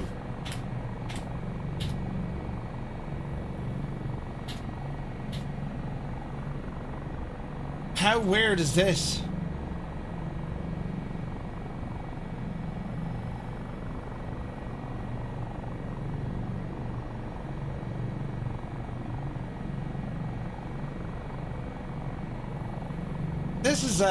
This is a good one.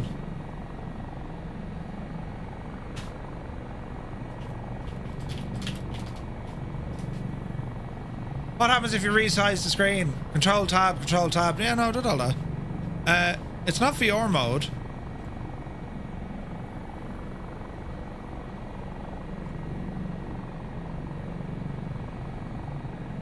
Did it think I went into VR mode? Oh, hang on. There's buttons.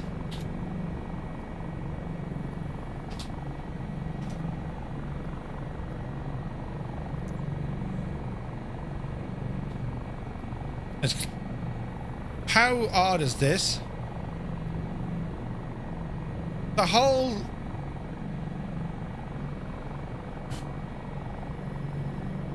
What's the default bind for VR again, lads?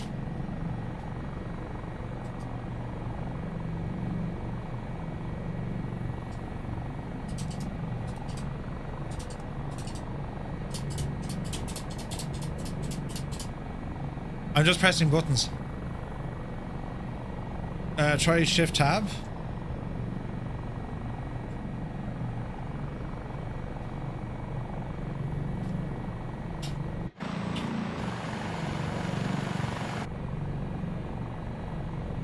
Well, control tab. No, I tried all that.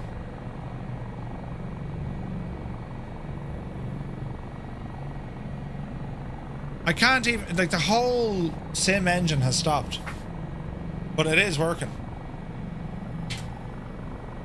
Oh, today is the day of it. Alt 4.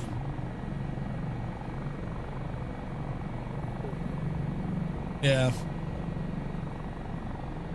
That's just like a total crash. Like a total crash.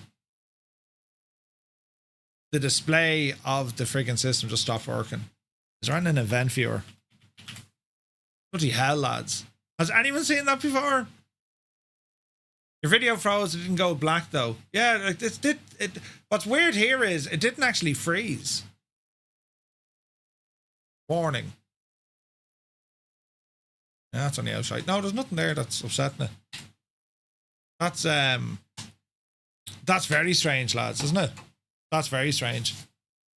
Control tab is the VR shortcut. Yeah, I don't think it was VR. So what happened was I turned on the exterior light in external view, and that, like, the whole sim was just like, yep, we're not playing. That's so strange, isn't it? Anyway. With the wing control, shift B resets the GPU driver, which also does the trick. Wing control, shift B. Could be that.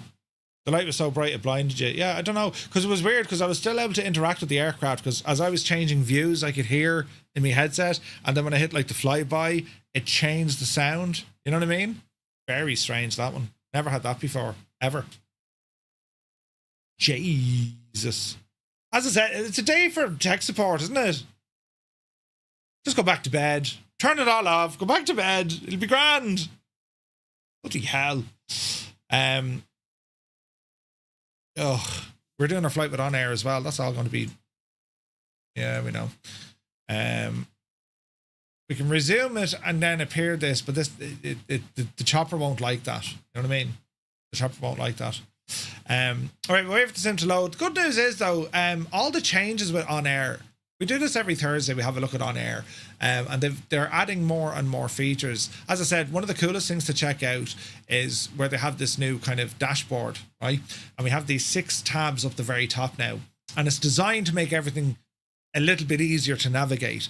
So your fleet and hangar, effectively anything to do with the aircraft fleet and your hangar, be it maintenance, leasing, all that, it all lives here. Your staff and HR, well, that's all your staff. That's your crew, your employees, the crew market, and so on. The operations center, this is pretty much anything to do with your flights, live flights, world map, operations, what's going on. Your airport network is pretty much finding your airport information, your FBO, managing your FBO. That's all inside that. Industry is everything to do with the industry.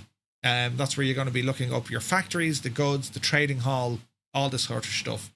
And then lastly, we have the company HQ. This is like your income statement, your financial information, and also the aviation quizzes in here as well. So I think this is a fantastic update that OnAir have done, because it makes navigating way more easier. Right, when you jump into OnAir, you're like, oh, where like, you know, you can find stuff down here, but it wasn't always very clear where stuff is, because they're inside a menu, or then maybe they're in another menu. You know what I mean? So what we have here are the departments, and we can customize this page as well. I mean, look, if we had any inspection alerts, so that'll be telling you, hey, your aircraft is due for an inspection. These are all the things you want to be watching, you know. So yeah, let the sim reload here, and we'll see what happens. Now, what else is going on in the world, Murphy? I want to show you this.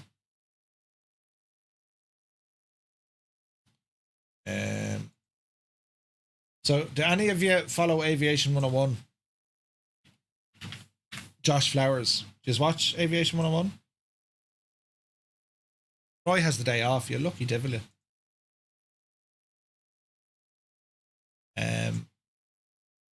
So Aviation 101, their Sting S4, right? They've upgraded the avionics in it, and I want to show you what it looks like, because I am thinking along the lines of having something like this set up in my own setup here, right? And obviously, okay, I won't have the new fancy Garmin something, but these will be G1000s. So this is what I'm going to try and replicate by having 2 G1000s, an iPad in the middle. Now, I was looking at the autopilot panel. There's probably no need for this, because you have the autopilot panel built into the G1000s. Do you know what I mean? But I am thinking this sort of a layout. And then, I don't know, if I build the panel, I can just throw in an extra couple of bits and bobs. What do you think of that, though? Isn't that absolutely class for a glass cockpit? Isn't that amazing, lads, isn't it? It is absolutely amazing. So that's what I'm thinking when it comes to the owl panel, do you know? Right, let's see if this doesn't make a mess of itself again. Back to Kaysan, yeah. But we'll start the machine up and running, so we can skip all that. Kaysan, that's a helipad, so this will probably start us off with the engines running, wouldn't it? Yeah, Malky, 100%. That's the thinking, buddy. That's the thinking. We're going to be looking at using the likes of a Stream Deck and all this kind of stuff, you know. Shoney, yeah, 100%. It'll be the Moza MXG or MGX 1000s. I have one of them already, so I'm going to snaffle a second one, and that's what I'm thinking. We'll build it all up, you know. Right, Murph. Let's see if this works without, you know, murder, death, kill.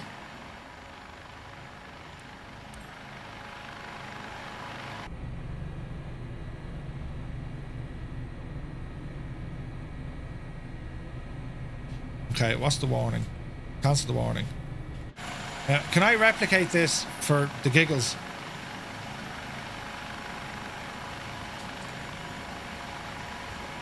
Yep. I can replicate it.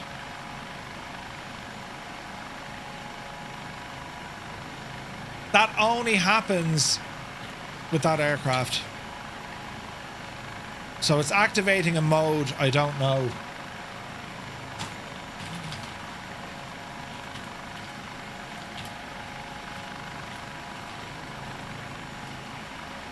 It's like turn off the freaking monitor.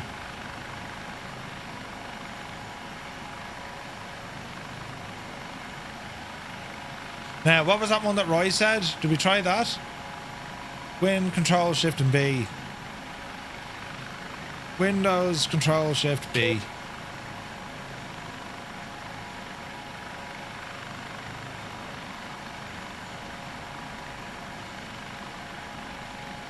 No. Is there a button bind somewhere that actually turns off a view?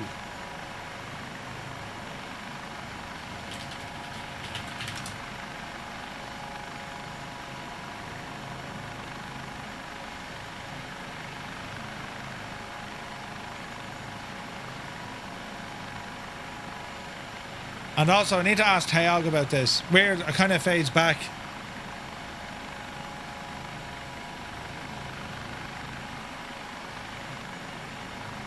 What was the key press, Murph? It's a button I have bound on the Virpil to turn on the exterior searchlight.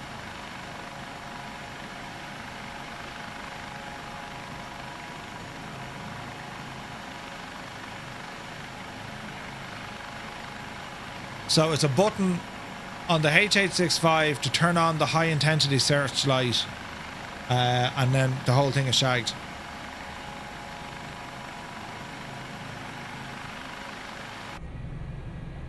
And you can hear the difference. External, internal. So the sim is actually running, right? But it's completely turned on. Hang on, we need tag for this.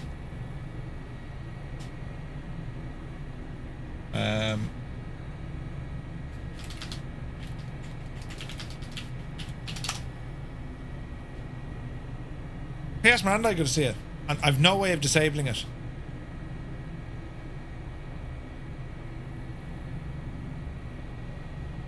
Double binding to VR, turning on the searchlight doesn't give any issue. Yeah, this could be just a Murphy thing. No, the monitor's working fine, Roy. Because even if the monitor goes through out of my hand, the monitor goes through Stream Deck, and the monitor is working. Look, like it's monitor is fine. The issue is the sim. The sim isn't actually drawing the graphics. Do the maths there. What's also interesting is I can't seem to go back to the menu.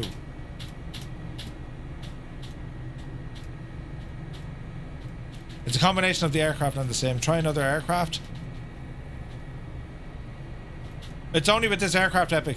That button I use on the Dauphin, no issue, no problem. It just turns on the searchlight. I'm not even aware of a control in the sim that allows you to deactivate a screen. Because even if it went into VR mode, you should be able to turn off VR mode. You know what I mean?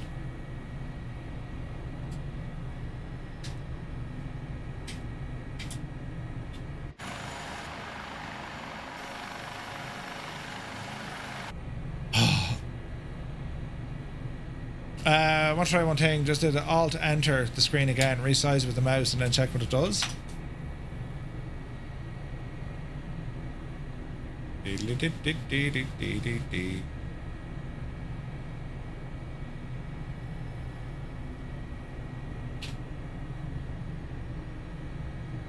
One moment, eh?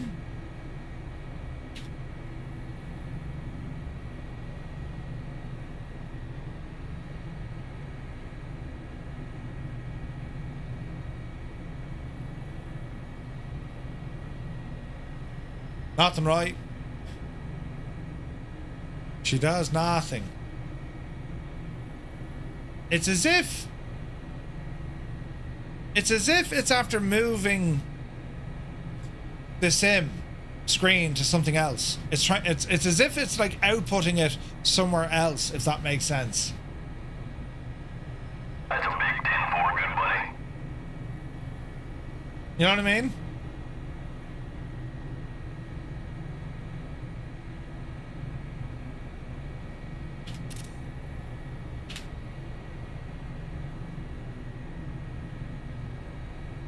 Yeah, very weird. Did the alerts just echo? I've no idea. Yeah, no, I'll try that, but it ain't. It's doing the same on any screen. Doesn't matter where I put it. So it's not a resolution thing. It's something in the sim. Fornax, yeah. Something weird though. I have a switch to turn on the high intensity searchlight. I click it on, and then like I've lost all visuals, and the sim is still responding. The sim is actually running in the background. So yeah, this is something new for sure.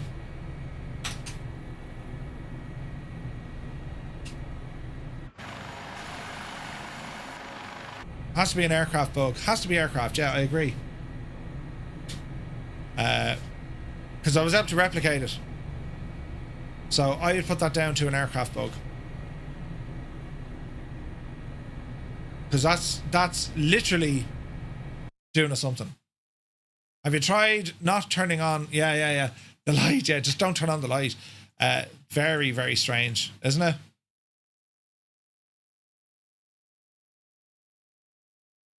We'll see.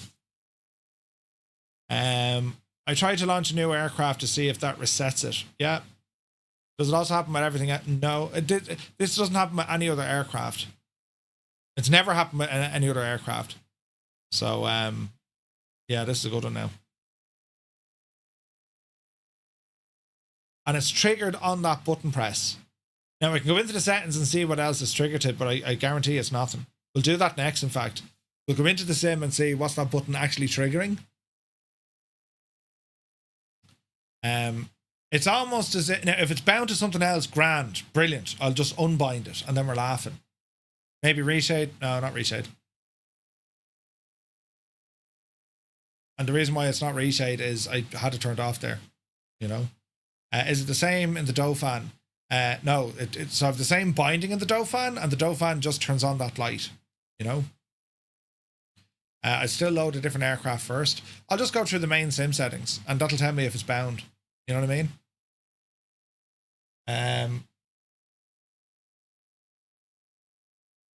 Unless the only thing it could be is, you know, like that press release, if it's getting into a constant cycle. But that's why would it turn off your screen? You know what I mean? Turning on the high intensity searchlight, black screen, entire sim. Everything is working, but the entire screen goes black. Doesn't happen with the AS365. Only the HH65. Very strange. And I can replicate it. Poor old Tao, he's having his lunch. Daring Daz, good to see you. I keep getting a crash to desktop when flying the Dauphin. No, we're not getting a crash. Is there anything you're doing, Daz, like when it happens? Are you able to kind of retrace the steps, as to say, yeah, you know? You know, is it a button press? Is it at a certain area? Is it during a certain stage of the flight? You know what I mean? I have the searchlight on a toggle. Yeah, so do I. Does triggering the button with a mouse click rather than a key bind have the same result? That I'm not sure with Stu. I haven't tried that yet.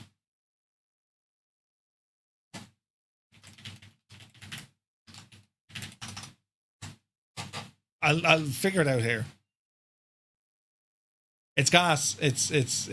But when you have issues like this, you have two ways of looking at it, right? It's like, oh, my day is ruined, or it's a bit of crack. You're like, Yeah.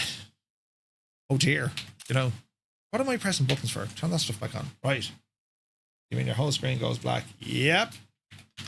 But the sim is still running. It's entertainment. Yeah. No, it's not reshade, Roy. 100%. Can you still mouse? Yeah. You can still the mouse cursor. Yeah, no, you can use the mouse for sure. But it's not reshade. If reshade kicked an error, I'd see the error from reshade. Plus, I had reshade deactivated. And you could say, okay, well, maybe there's a shader present in Microsoft Flight Sim when this button is being pressed. Perhaps. But we'll go through. We'll just see what else it's trying to do first. Just got all the stuff going wrong out the way now before VATSIM. Exactly. No, we'll. Yeah.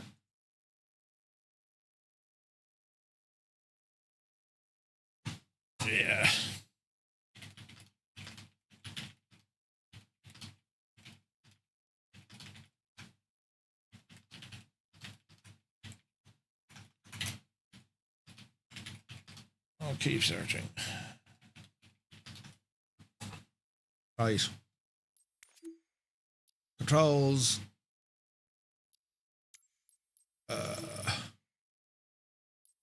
Right, so for this aircraft, we're going to say the mongoose. We're going to press this button. Search by input.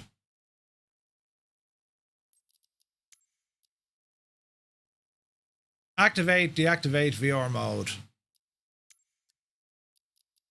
Get rid of that.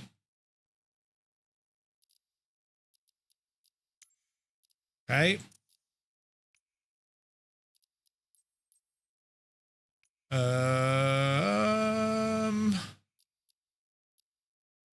But you know what's funny?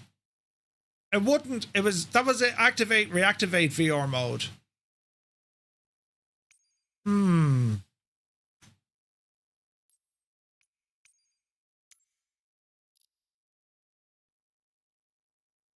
Is that a bug with the sim then? You couldn't turn it off? But more importantly, how are you able to activate VR mode without a VR headset being connected? You know what I mean? That should fix the problem. We'll know now in a minute.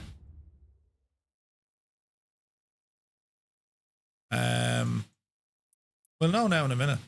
So I've now deactivated that button, right?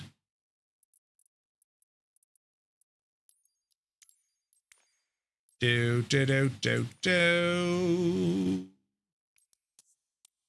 Let's see what happens.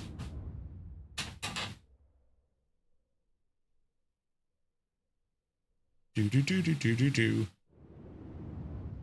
Now it could be aircraft specific.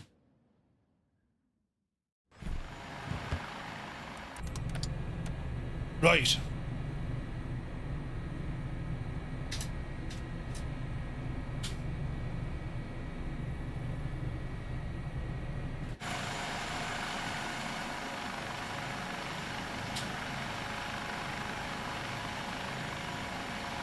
Weird.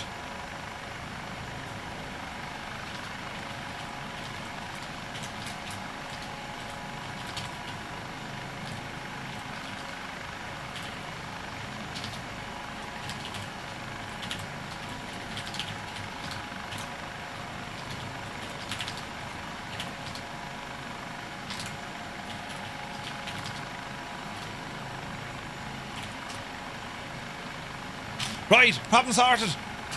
Plug in the VR goggles. Yeah, no, helicopters appeared right on top of my face. Right, now, be Janie. Will we get back into it now? So we will. Bloody hell's bells. Is everything set? Let me see. Lights. Jawohl.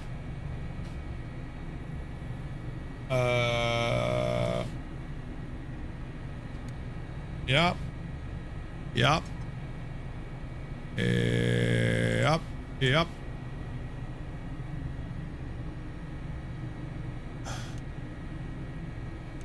Right. Let's try that again. Are we ready?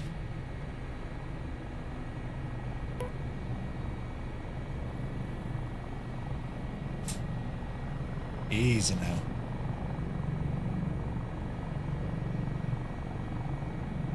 We'll try this in external view.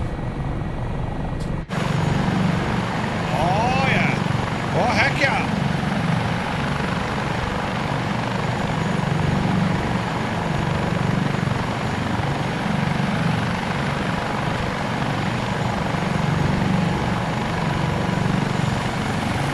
What a machine.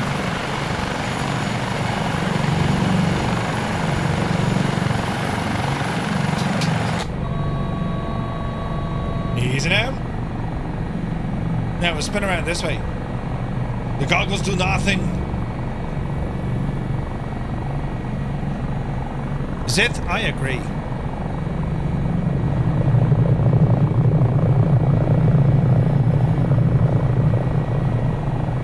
Alright, round the field we go. Oopsie Betsy.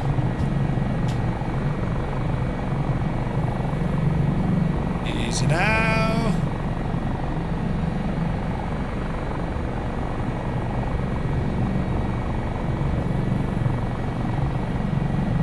Alright, now she's coming alive.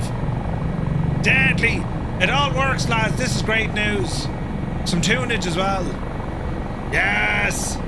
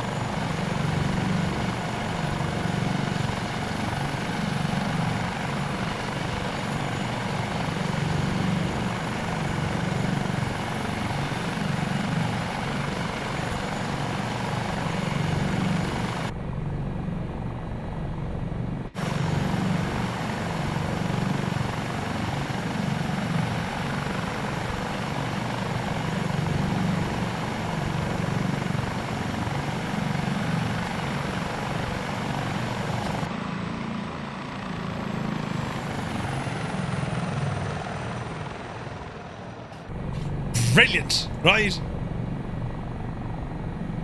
I all of a sudden want some some refreshing melons. Brilliant. Yeah, it's lovely zits, isn't it? Absolutely class. Right, delighted that, you know, that's an Asobo bug, by the way, the VR thing. So the toggle won't toggle back. It needs to have the VR headset connected. So that's good news. We figured out what that is. Right? And we're learning today, lads. This was all about. Let's see here now. We're dropping altitude, so we'll try and correct that. Easy now.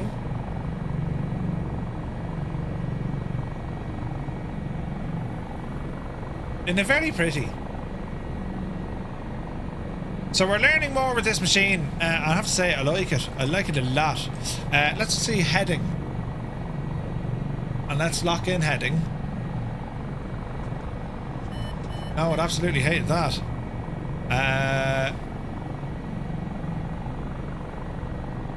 Let's try it up here. Okay. Right, she's working a bit better now. We're figuring this one out. It's all science, you know. 1600 feet. Hold our alt here as well, please. Yeah. Ah, we're threshing. Isn't it insanely gorgeous, this machine? So we're heading up towards LA.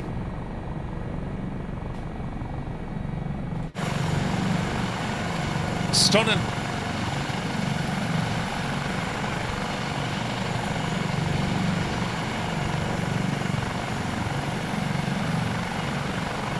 Isn't it gorgeous? Right, where's Timmy and Jimmy? Up you divil you. Now the doors seem to be a little bit different here, are they?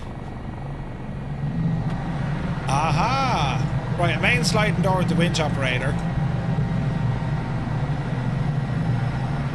And there we have our winch.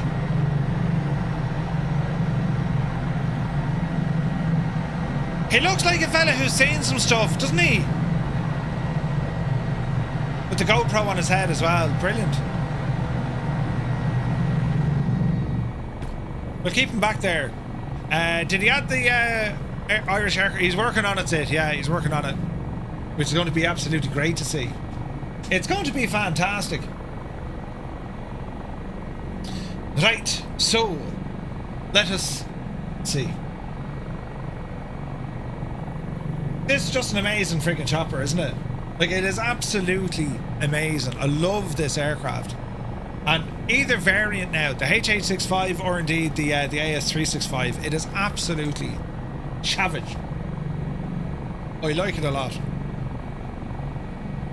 GoPro 1, yeah, so out of date. Right, so we were supposed to, let's see, will OnAir retrack us now?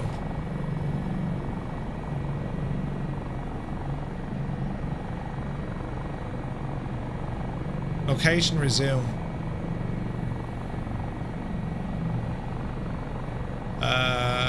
Waiting for the sim. Tracking interrupted. Click start tracking. Huh. So with OnAir, stop the aircraft and fix the issues. That's because we're moving, look. It's technically tracking, but our location is wrong, so we'll see. We shall see. Oh, look at the views out here, man. Isn't that gorgeous, isn't it? As I said, like, it's a very stable heli. And like, utilising the autopilot on this thing, it's a joy, because you just kind of sit back and enjoy the view, you know?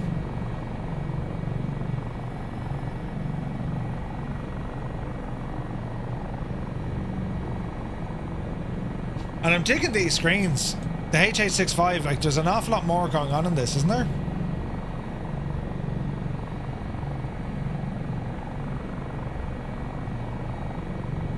That's VOR. Cargo light. Cabin light. Get the lights on full blast.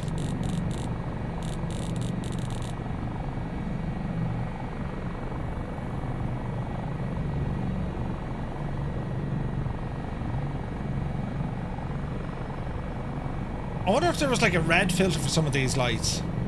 That'd be friggin' awesome, wouldn't it? Because we can also utilize this at night time.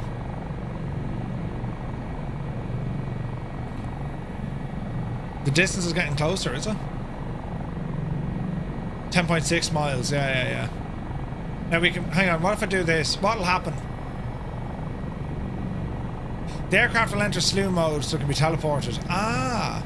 Right, we'll keep flying and let's see, can we get in? Alright. So we can use slew mode and get us back to where we were. So that's pretty cool.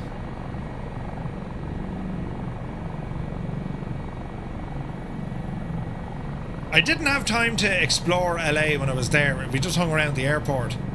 I would love to. It's gas. Like whenever you see screens, I always go back to Grand Theft Auto. Like it's like, oh, that's in Grand Theft Auto. Yeah, isn't it brilliant, isn't it?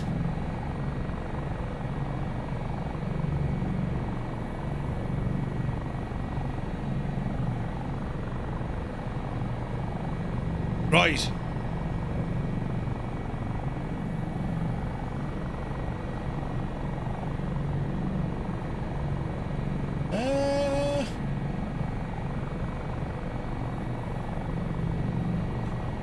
Let's see. The distance was decreasing, so you're getting closer. Yeah. Man, the photogrammetry here is brilliant. We're flying up this neck of the woods now tomorrow night in a group flight, in which we're going to be heading over to Yosemite. It's an on-air beep.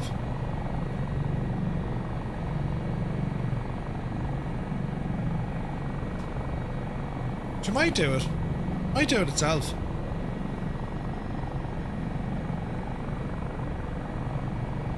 We're using heading mode here for the minute.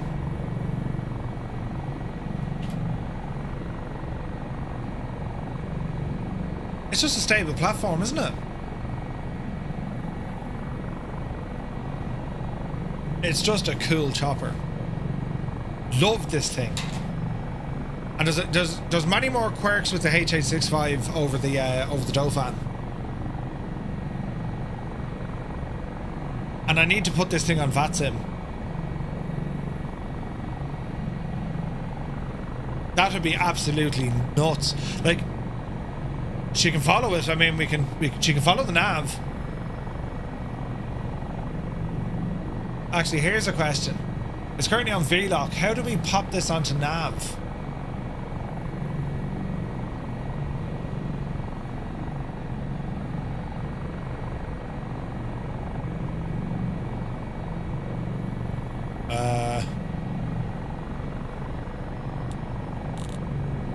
Huh.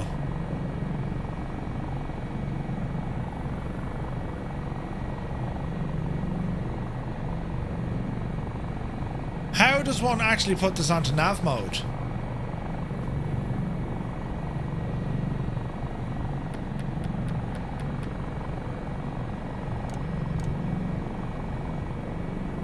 Here's a head scratcher.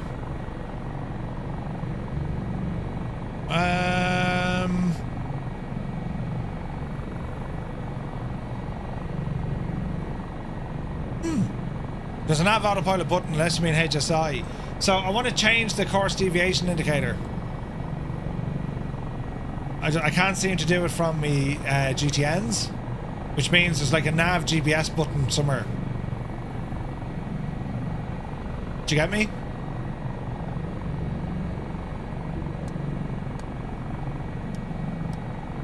So if that's calm.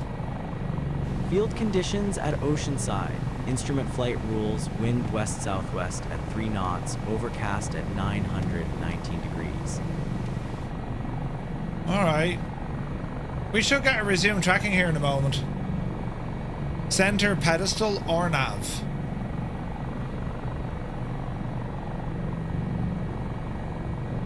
Center, pedestal. So pedestal, center, or nav. No, but she's not changing VLOC. Do you get me? Nav transfer. There it is. There it is. Nav transfer. That's it. Right, let's see now. If we do a direct... KOKB? KOKB. Enter. Enter. And we now say nav. we should be going direct to, no? Why didn't you follow nav? Or nav?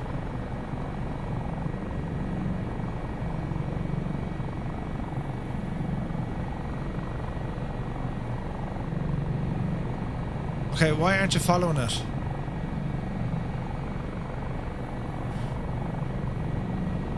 Huh.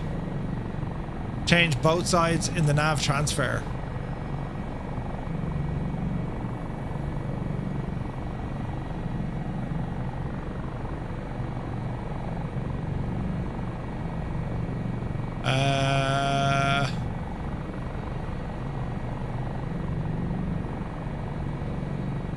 Nav transfer. Nav.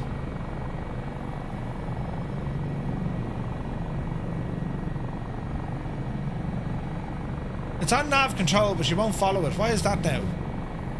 We are learning. On air, did you pick us up? We went past it.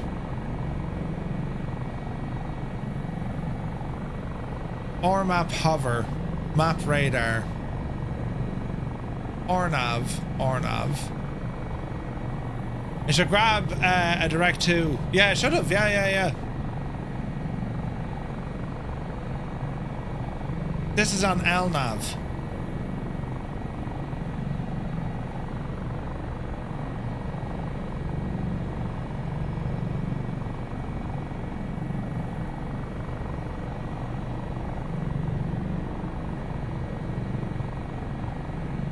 Very strange.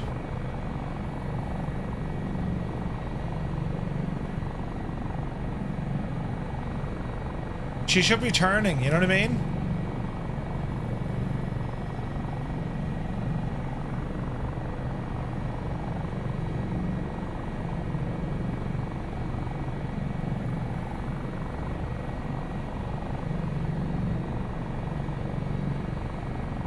Doesn't want to. And we can go back to heading mode.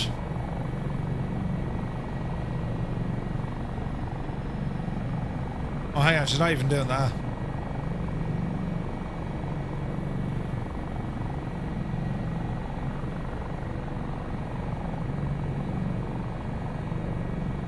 Aha!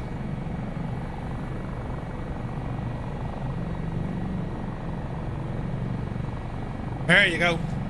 Right. It was only the co-pilot was set up. We got it fixed,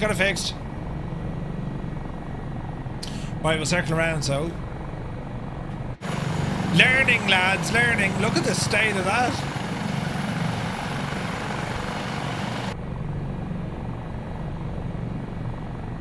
Now, why are you straightening up? You should be turning more right here, Chief.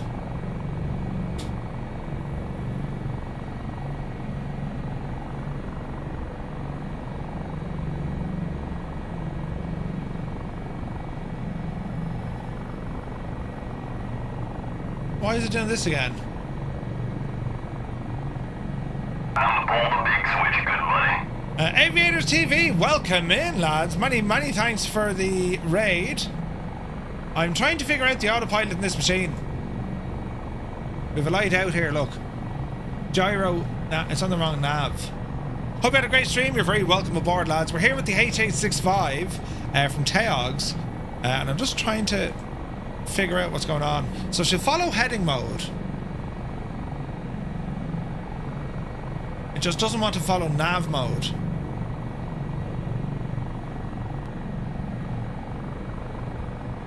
So FD is on, right? And if I put in a direct to and I call it nav, right?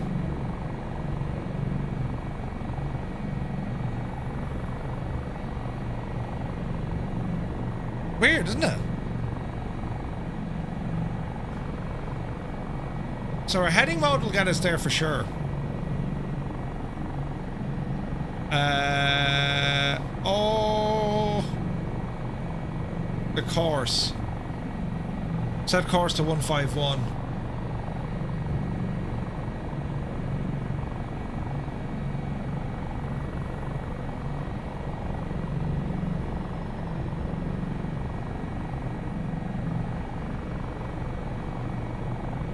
Yeah, the course button doesn't work.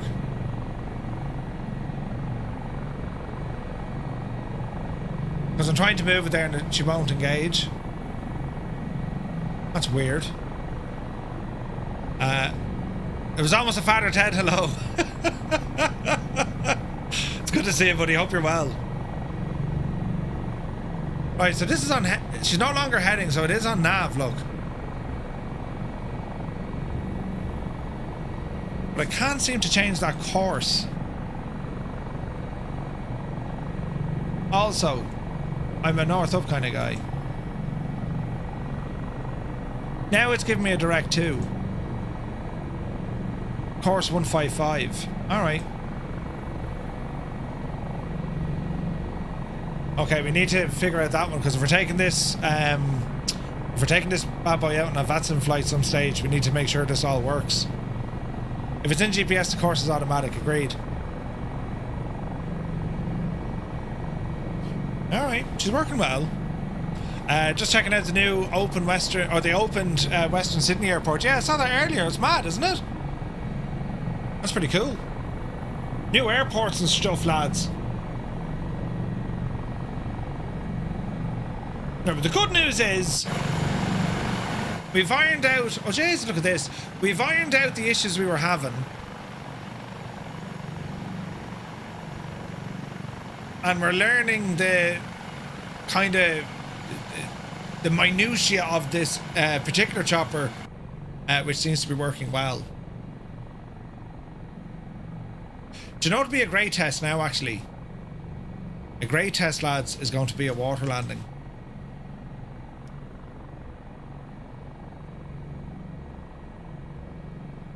Press to inflate. Will we give this a bash to see what happens? So, if I were to say disengage the autopilot.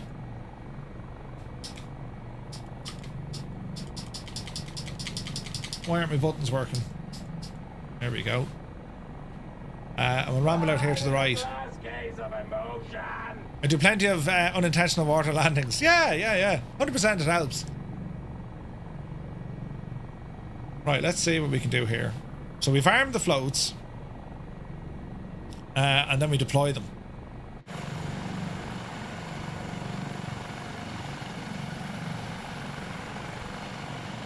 This could be absolutely hilarious. That button is starting to give up on me. Weird. What could go wrong? Absolutely.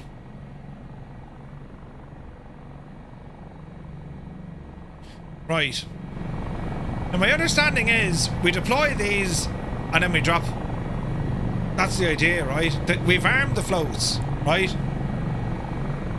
So let's disengage everything here when it comes to our autopilot. And we'll fly this out ourselves, right?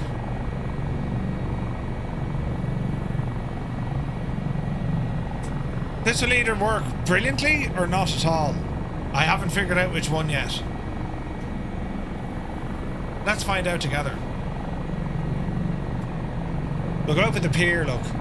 One of the piers.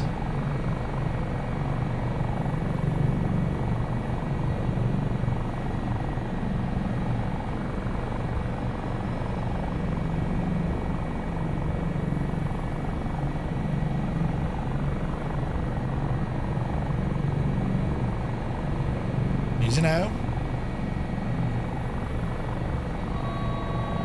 Right, so there's a landing gear warning. That's okay.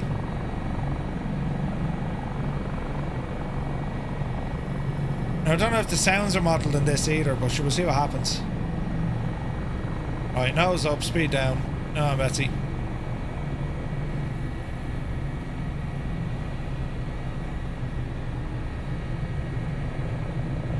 Easy. Easy.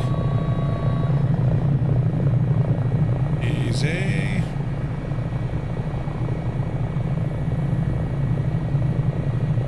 Always helps to keep an eye on the out shoreline, because trying to land on water is difficult at the best of times.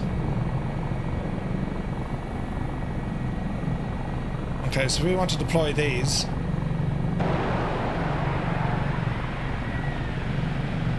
Okay, we got audio. We got audio. I can't see them. Ah, we're looking good. Brilliant.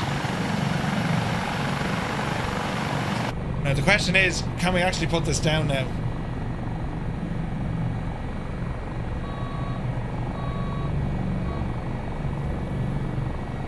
Easy.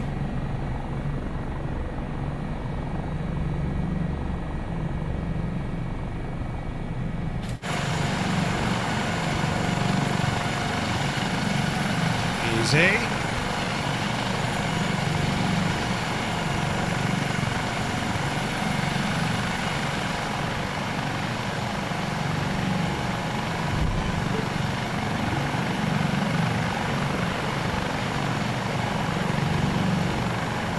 Dispatch copies the diversion, Captain. Naval Hospital Camp Pendleton instead of Kilo Oscar Kilo Bravo, noted in log. Doesn't really work. Doesn't really work. You can't park there, mate. I wonder if that's something they're going to work on.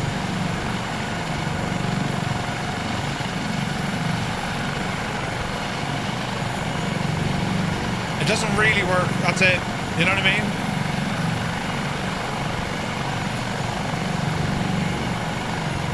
Now, I don't know if that's something Teo can do. Can he fix? Is it a limitation with the sim? Who knows? You know.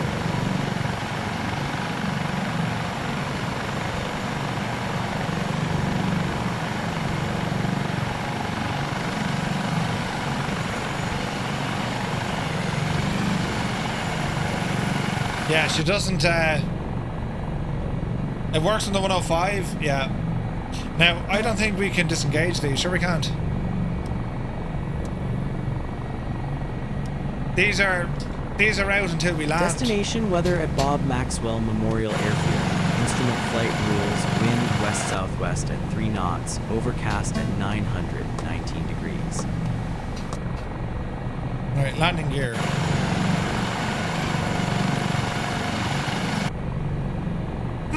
Luckily the water is only 3 feet deep globally. Yeah, we could have been in a terrible mess there, couldn't we? Right. Over to the airport, we'll set her down. So this is something we need to do. Or something that Tags need to look at, you know? It's nice to see that it's modelled, but it doesn't work. It's more just... It's a procedure if you need it, but...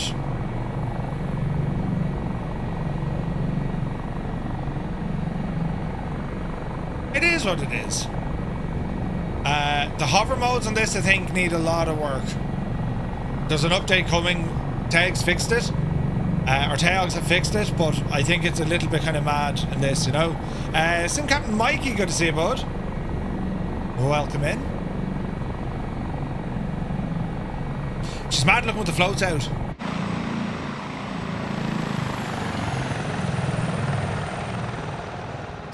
Yeah, it's very nervous in the hover. Excuse me, but the good news is it is sorted for the upcoming patch, you know? Alright, we're going to set it down here.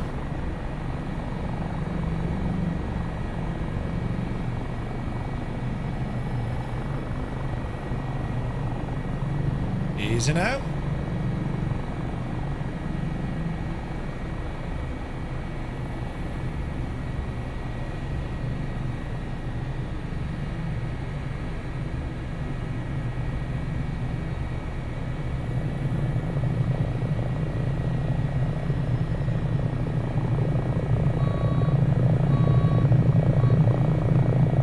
Easy now. Jesus, Murphy.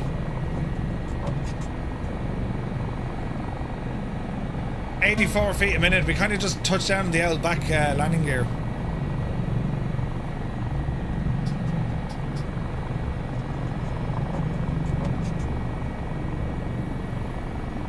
Alright, rambling this way a bit.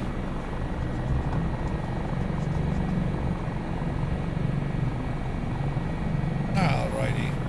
Somewhere here will do.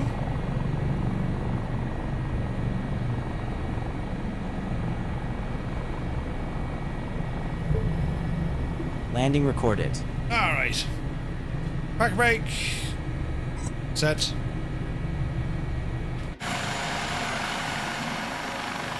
I don't think there's a way that we can fix them without restarting, I would think. Like, it'd be great to be able to do that. Oh wait, you can.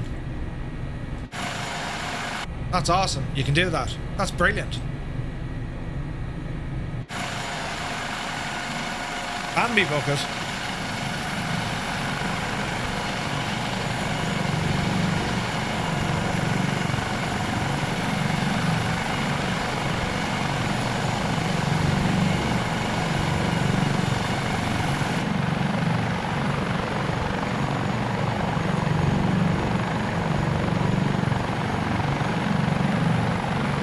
Nice.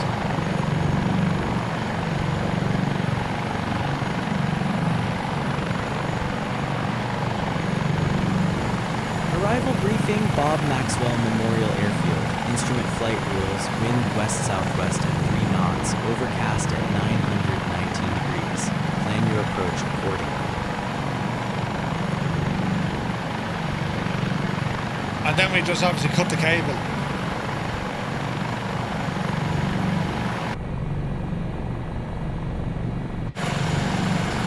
Yeah, that's pretty cool, isn't it? That is pretty cool.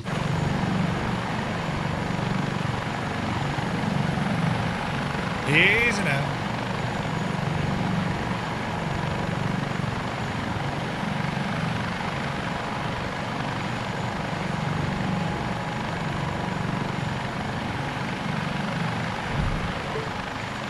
Landing recorded.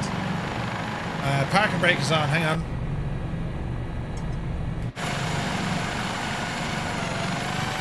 Can we go back the way? I'm sure we can. Without hitting the ground, like, you know what I mean?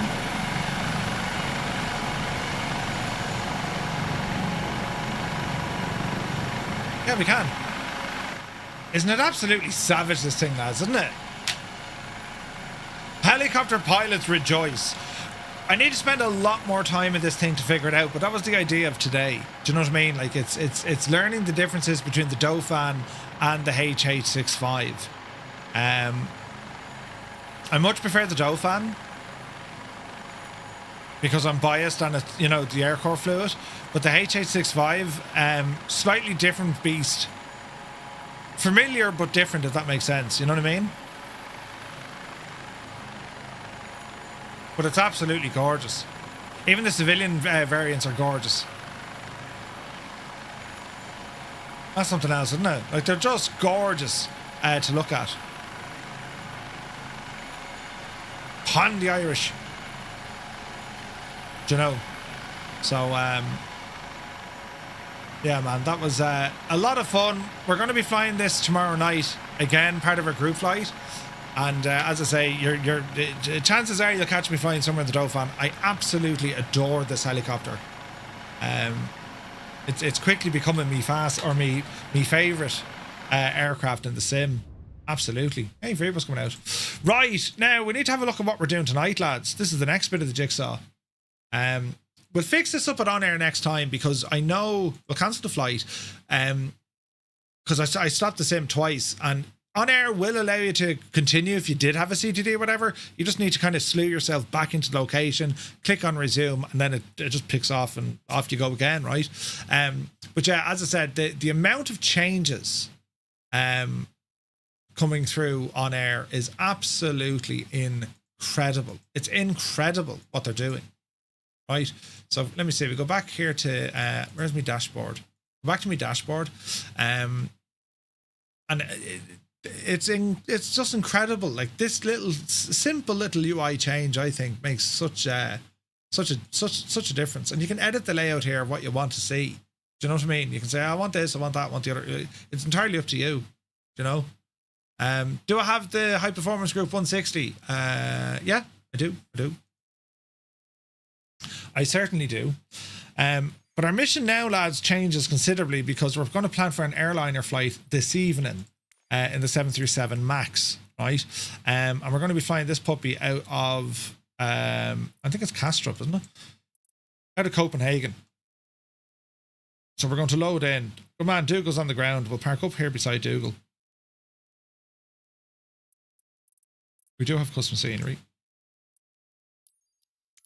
Pardon me, we'll go gate 33. And let's see what happens. Yous are going to see it. I've disliked the stream. Fair enough. Default scenery for Dougal. Okay. Let's see what the crack is. Right, airplane is loaded. And we'll start looking at our briefing then for tonight. Let me see. So, group flight. Oh yeah, you off? Out. Catch you later. Where are we going? This is going to be a barrel of laughs. Right, into the machine. Currently using 22 right for departures. Okay. Okay. Okay. Right. Now the real question is going to be, will this guy work? Will Murphy remember to activate Toga? Right. Go on, Murphy. Right, let's have a look at this. So we're going to go into... We're going to go into... Back. My plane. Yeah, no, that should be okay.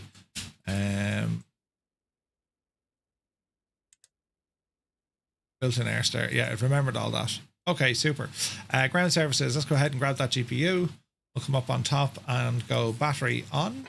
Emergency lights and GPU. Get a logo lights, wing lights, and start setting some stuff up here now. Okie dokie. Alright, so let's have a look at our planation, shall we? Okay, so we're going to be departing out of Copenhagen and we're heading over to Innsbruck. This is going to be a hell of a flight. Global sector week, and it could be a busy one, leaving Copenhagen and heading over to Innsbruck. There's a Welcome to Hell event on. Ooh. Okay, that could be busy. Prompt departure, make sure you're getting your clearances early. Okay. When there's an event like that on, like, are they alright when there's, like, a group flight going on? No? We'll find out together. Let's have a look at our routing over the sim brief. And we're Firefly 235, and that's all grand. We're in the 737 MAX 800.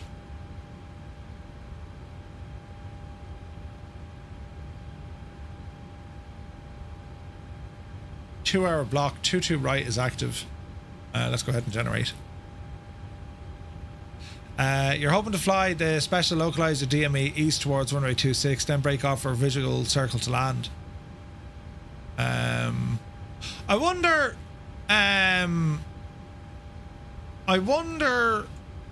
when we get down into Innsbruck, it's going to be nighttime, dark. A lot of the procedures are restricted, I think, aren't they? Will I be doing that in the future with the ATR? At some stage I will, yeah. I will. Right. Venture Sky. Now, there's a bit more we need to look in this for later on, but we'll see. So, we're over this neck of the woods here. Let me see. Well, 22 degrees come this evening. Alright, 20 degrees or so. And then down into Innsbruck. Let's call it kind of 10 o'clock-ish. It's considerably cooler. Pilots can fly it in the dark if they're done in the daylight. Ah, okay, nice. Okay, so temperatures are all right. Wind is going to be interesting, so let's have a look. It's coming in from like the north and west. They're using 2-2 at the minute, which is this direction. So that might change.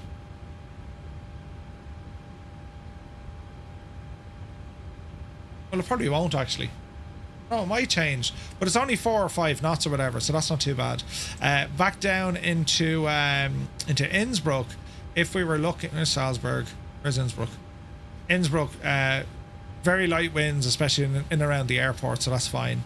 Our cruise level, our cruise flight, we're going to get a nice tailwind, 40 odd knots on the tail all the way down. So that's good. Cloud cover. 8 o'clock. Relatively clear, right? Relatively clear. And by the time we get down into Innsbruck, relatively clear. So yeah, visual approach could be on the cards tonight.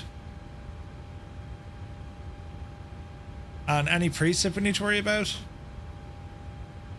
No. Pretty much clear skies. All right. Lovely hurdling. Let us look now at some information that Naughty Gnome sent me an essay this morning, right? The departure time and sim brief time is going to be important. We set that to the time that you think you're going to be ready to go. Call for clearance as quickly as you can. ATC will attempt to fit you in to your requested time off blocks as per your flight plan. But they need to know that you are there, clearance requests and all that. Okay. When you log on to CDM VATSIM to confirm your time off the blocks, ATC might have done that for you when you requested clearance. If you're ready any sooner, you can use this to update your timing. So there's a website we need to look at, which is this. Unable to determine. That's okay. No flight bound. So if I were to change the time on this, the website was down yesterday. Okay. I'm logged in with VATSIM. It's not picking up any of my data because I haven't filed the flight plan yet. But basically, this is what we're going to do. Right? Won't show anything until you log the flight plan. Yeah. So I am logged in, but I've no flight plan logged. There's no point doing. Well, I could do it now, I suppose. I don't. It's unlikely we'll get a chance to do this. We'll see. Naughty Gnome is a machine with all this information. Yeah, absolutely. Absolutely. Right, we're pre-file this on VATSIM. Now I'm trying to flight plan a flight for 5 hours time. Unlikely it'll do this. Right? Off the blocked time UTC. So let's say it's going to be 7:30, right?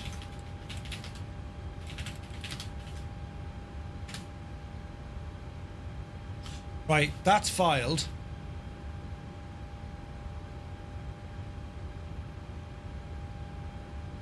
This might take a minute.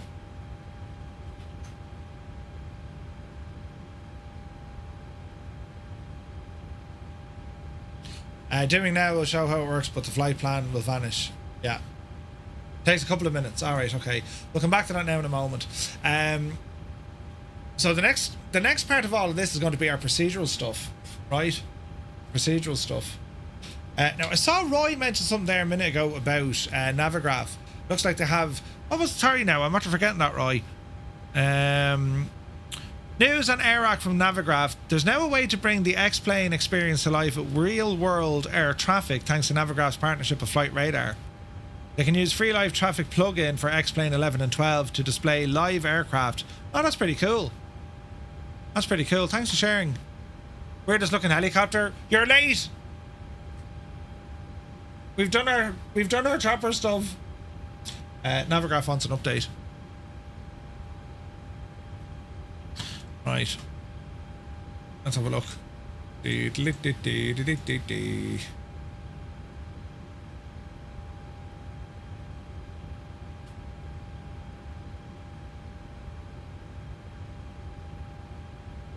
Still not finding that in there. We'll give it a few minutes. Right, come here, Navigraph. Right, so oceanic tracks have been added. Lovely. Brazil via 4. That's awesome. Awesome. Right, let's unload and import the flight from SimBrief.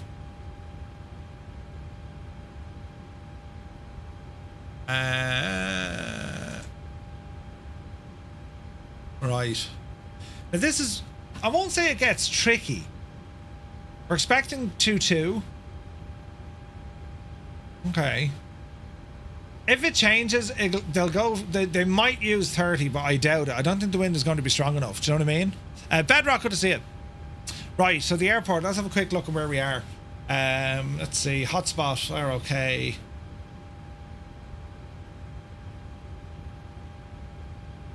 we'll probably get a taxiway Alpha and down. Like that's kind of where we're looking for, right? So that's grand. Our departure, our SID, the Salo 1C. Let me see. Airport elevation after takeoff, tower frequency. So remain on tower frequency until 1,000 feet, then contact departure. So it's an automatic handover, 1,000 feet, then you get on to departure, or they'll tell us otherwise. But the chart says remain on frequency till 1,000 feet, then go over to departure. All right. We have a speed restriction below 7,250 knots. When we take off, it's going to be a left turn and then out, and then a right turn and then out. It's fairly straightforward, up to 1,000 feet, and then out we go this way. Now, if there's an event on tonight, we could be getting vectored left, right, and center. So we just need to allow for that. All right. So depending on how busy it is later on with the event, all the wind farms, look, Jesus. We're heading over this neck of the woods, straight down through Europe, and we're coming in this side. So let's look at the arrivals then. So this is going to be the Nanit 2 Alpha. Is that what we have here? No, the Tulsa 3 Alpha. So we're on Tulsa 3. So we're coming in here at Tulsi, right? I'm not sure the event covers Kastrup. I'm not sure. I'm not sure. But it's going to be busy. No matter what happens, it's going to be busy. Which means what we're planning here for to, give her off the blocks time, this is just to make sure that we're trying to alleviate getting a long delay. Naughty, that website isn't working, mate. Or maybe it's a case that we just need to give it like 20 minutes or something, How important is that website?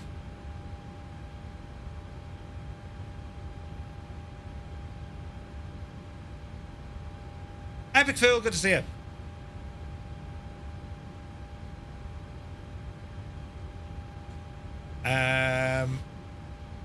If the website fails, ATC will give us your OBT. All right. We'll see if that works later on, but if it doesn't, you had tower on. Maybe they need to be on to pick it up. Yeah, probably. No, that's okay. That's okay. Right, our arrival then, right? We're coming in. It looks like it's straight Tulsi, is it? Yeah. So from Tulsi here, that's where we pick it up. The Rattenberg NDB, it looks like. So we can see that it's not below 9,500 feet, or Nanit not below 15,000. Tulsi is going to be 9.5, and that puts us into the valley, right? Now our approach, we're expecting runway what? Runway 8.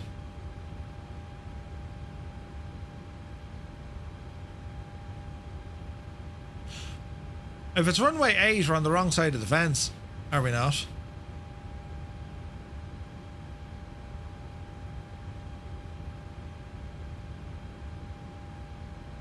Does it all start from RTT, does it?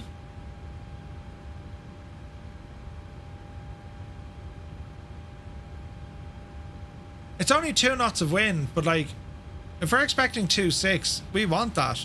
If it's going to be correct, you've planned for 2.6. Yeah, I was thinking that. So if it's going to be runway 8, we're going to have to change this up a bit, because that'll take us in over Brigands as opposed to, this neck of the woods. Again, we can double check what the weather forecast is going to be. Like, it's only saying it's like 2 knots of wind. You can still plan 2.6 if you're using 08. Do a circle to land. Yeah, we could do that. Yeah, we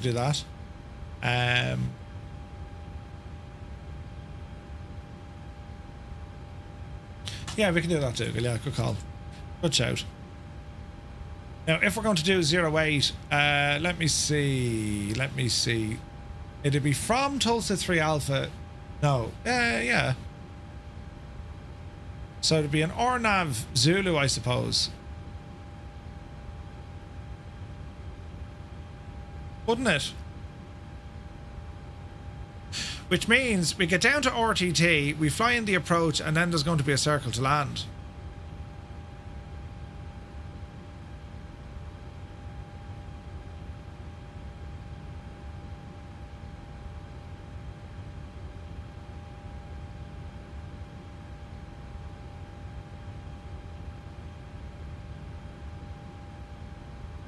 chart 1910.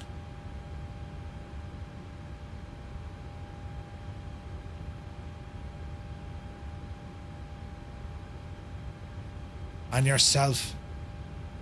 Dougal, when you're good, you're good. So we're still coming in from, what did you say, RTT, is it? Alright, so from RTT,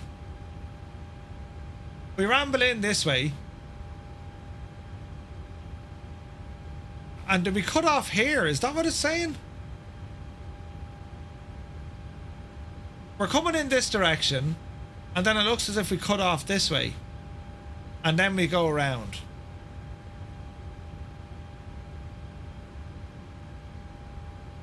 Watch some YouTube vids. Listen!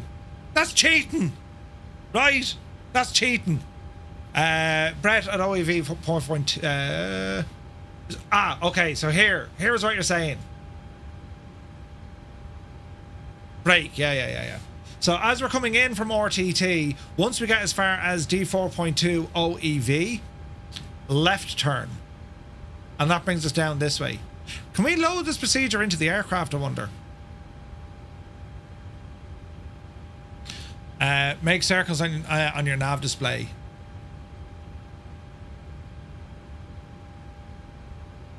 Okay, well let's set that up now so we can understand what the plane is doing, right? Navigraph, import the flight plan.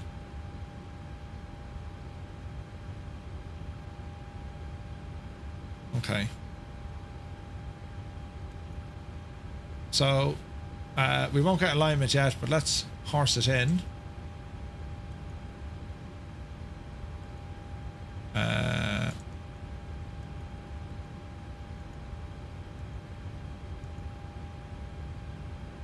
So our mission here is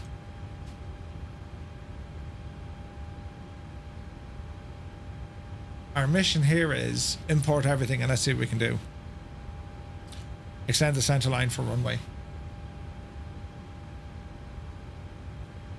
Load.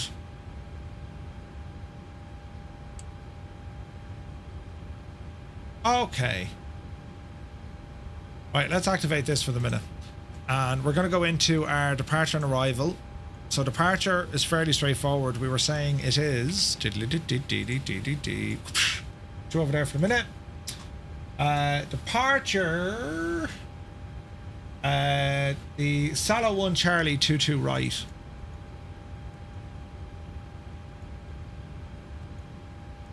Our arrival is going to be the Tulsa 3. So we're going to say RNAV Tulsa 3. Now Elman. Do I see Elman anywhere?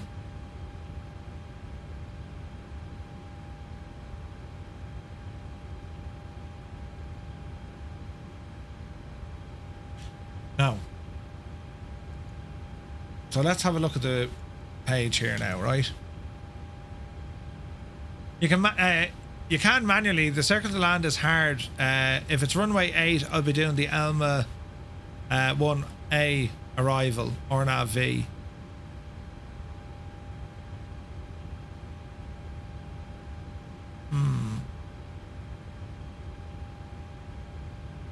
That circle to land would be a bit of crack.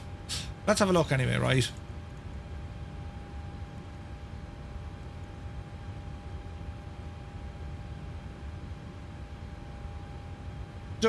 That looks like the missed approach.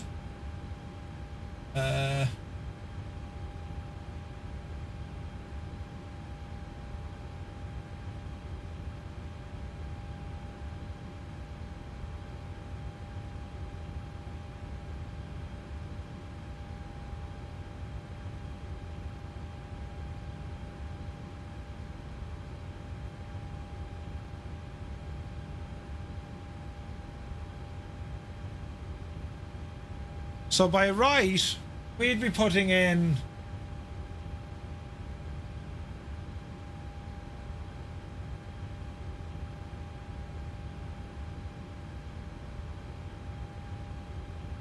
how would I see distance 4.2? But that's 4.2 from the airport, isn't that correct?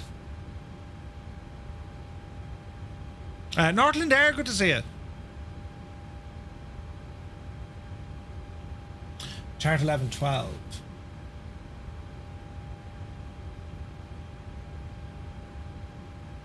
Eleven two.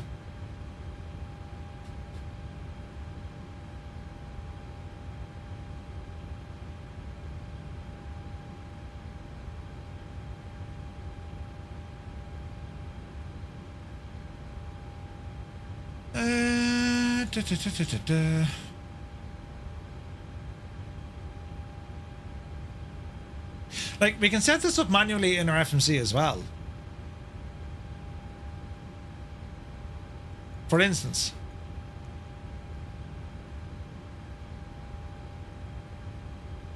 how, like, I can actually program the visual approach into the thing.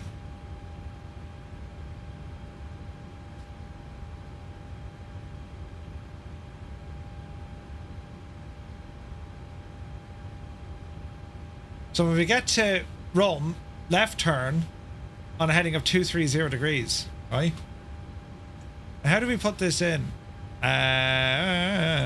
2 3. No, it's not. It's 230. Will that work? No. How well the iFly will follow is another matter. I agree. Like, that's looking for the waypoint, but I can do something with this.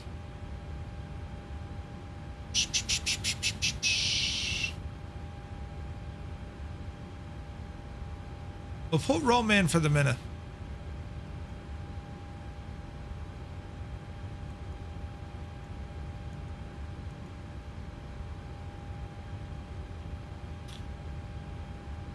OEB.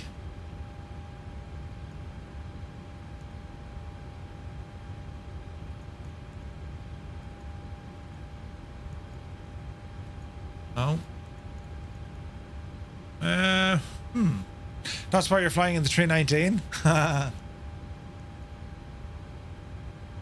OEV. Innsbruck. Right. So we want 3.5.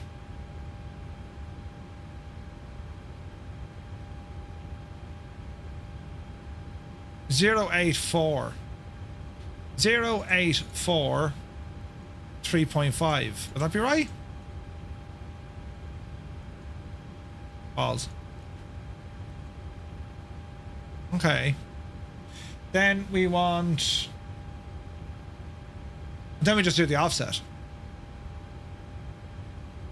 So Rome is going to be 230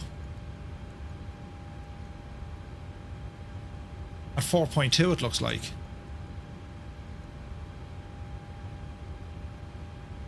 Right. How does this work? Plan page. Range. Right, and now we go through our legs to find this divil.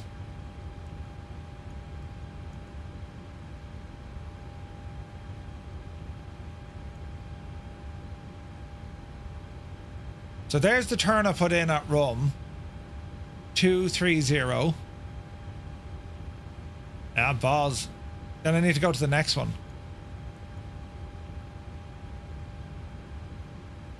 So there's the first one. And then the second one is about there. And then we... Yeah, okay. This will be loads of fun. In the 737, it's vital to control speed and descent. Use gear if required and try to aim from 150 to 160 knots in the valley. Yeah. Alright, this will be a bit of crack.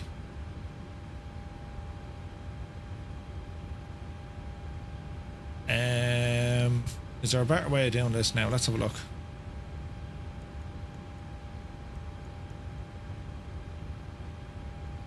Salo, RTT, and then Rum. I want to get me fix in there.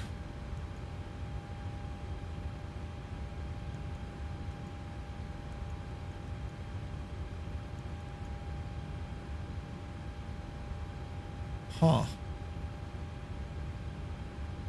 Let me see.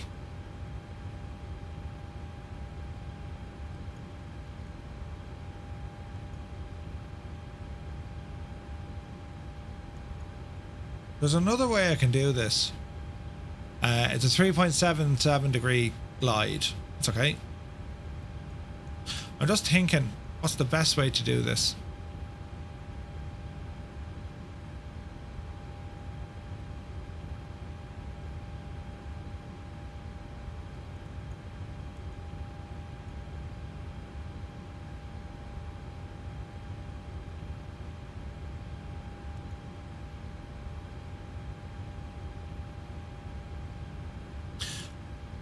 I can't go as far as OEV. So, Rome is about a mile short. Well, that's okay. Rome is about a mile short.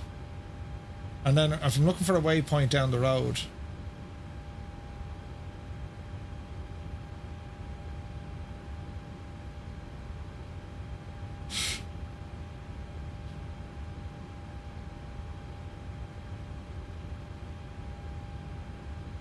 WI7154. Where 149 is miles out the parish. We won't be going as far as that. We'll be going as far as 53. Where are you? 153, 154, and then 08. And then we'll have 103. Missed approach. We'll have 103.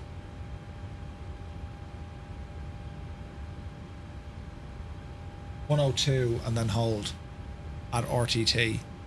Right, that makes better sense. Let's see here now. It's the wrong, kind of the wrong way around, but it's not a million miles off what I'm trying to do. Right? So go back one page. So from RTT in, this is where the crack gets lively. And basically what we're trying to do, lads, we're going to attempt the circle to land if it is going to be runway 8. Now, as I say, if runway 8 is going to be the designated runway, we're just going to change the we'll change out the approach. If you plan it hard, it's going to be hard. Right? Plan easy. So let's have a look at this again. Let's go back into our flight. Let's say we're on the RNAV for 08. We'll stay on the RNAV for 08, but let's change this to the ELMA. We're going to change it to that. So that is way tidier looking. Right?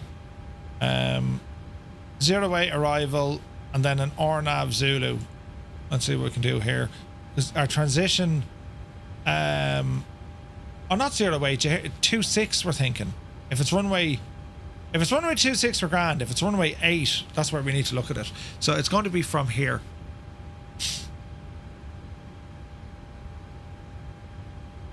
Is that right?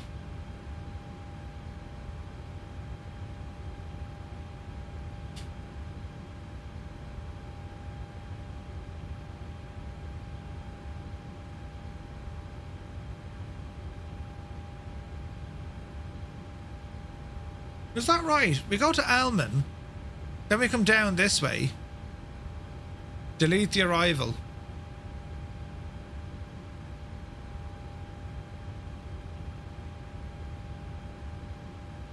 Or delete the approach, rather.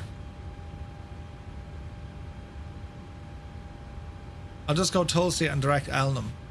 Or Elman. Ah, because I'm saying it's 08. That's still wrong. 08 is over the far side, sure.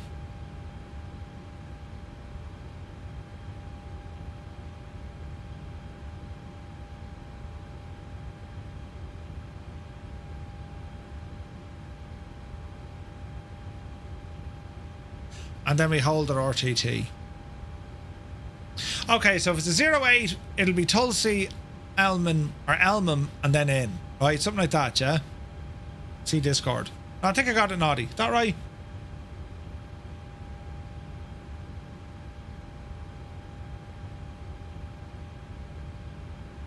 Yeah, it's right. Yeah, we're good. We're good, we're good. Okay. That's fairly straightforward. Be very careful of the altitude.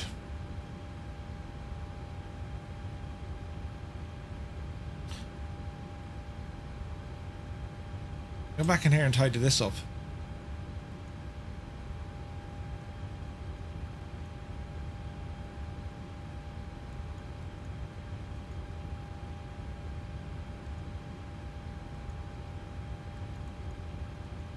Salo, Tulsi,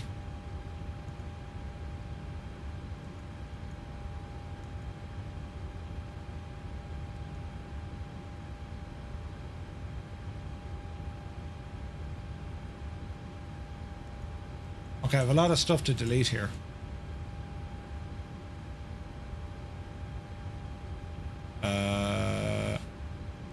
RTT shouldn't be there.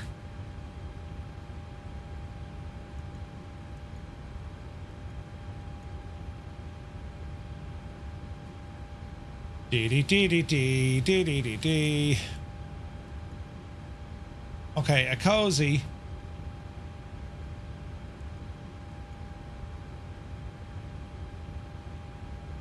Where does that bring me now? 153.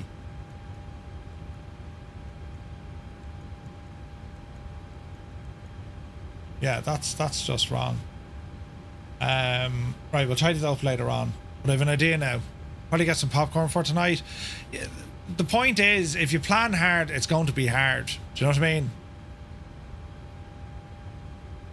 If I'm going to do a circle, you might have to hold at RTT while you guys go in on the other arrival. Yeah.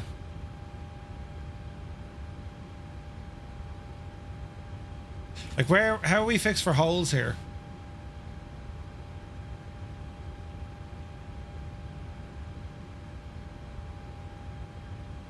Well, I suppose for us, we'll want to hold at Tulsi, wouldn't we? Would that be a good idea? If we could hold at Tulsi. Or just hold here at freaking Elman. We can hold at Elman. We wait here. And then we head her on in for the approach. Okay. Right, we have an idea. Missed approach is going to take us back up to RTT anyway. If we're coming in the far side, it's going to be easier. We can attempt to do that circle to land that Dougal's doing. If it's going to be runway 26, we'll go back to our original plan. You know, if 26 altitude is key, they got a certain waypoint at 9,500 at a certain speed, and descend on V speed, which gives us the correct gradient. Yeah.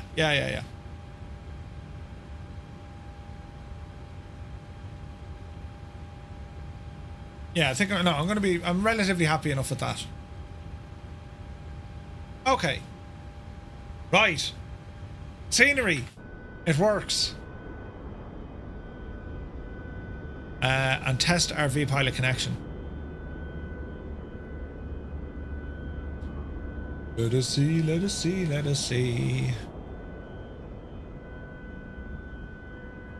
There'll be some crack now with this. Connect.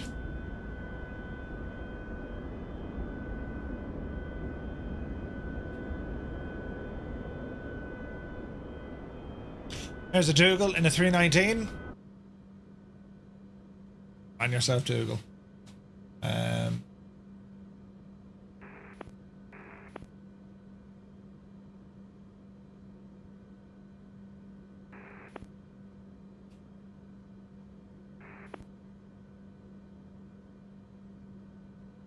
Right. 1228, I suppose, Dougal, is it?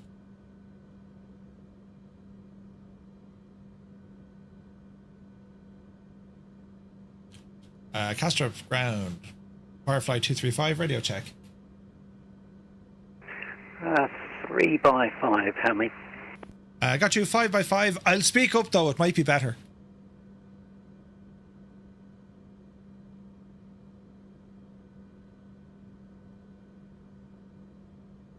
Let's see here now. And Firefly 235 radio check again. 5 by 5. Thank you. All right. That's cool. That's cool. Now we go to our destination and load in there to make sure it works, right? I go into more detail on that Discord post about the flight. Come on, Naughty. Come on. What time is kickoff tonight? Do we want to go a little bit earlier before this event kicks off? Do we pull it back an hour, or does that not work for people?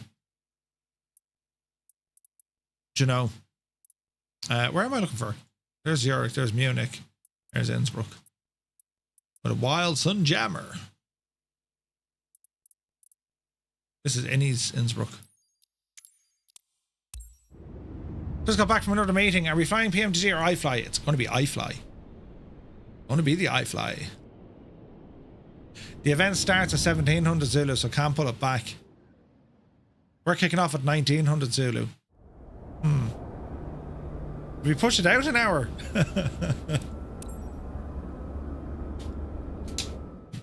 Right. That's all good. Float around the scenery. Make sure it's not shagged.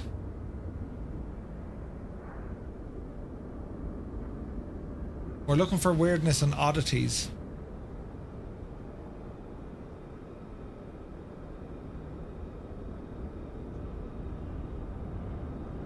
I don't see any oddities.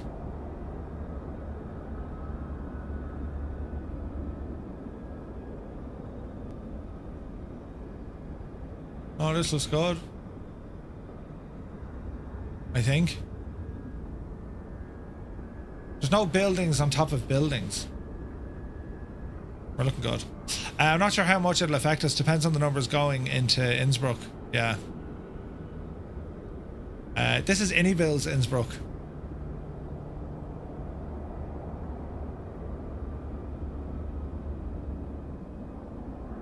There's a cracker. You still have the Orbex one. The Innsbruck's one is a cracker. It's very good. Very, very nice scenery. And there's a Skoda here somewhere as well. I remember they told me Murphy had... There, look! Natalia! That's an Audi. Where's the Skoda? There's a Skoda. There it is! Yes! Brilliant. Hey, Derek is here. Good to see you. The handcrafted one isn't bad. No, I do like the Innsbruck's one. Performance is good here as well, but it's a cracker of an airport look. Beautiful.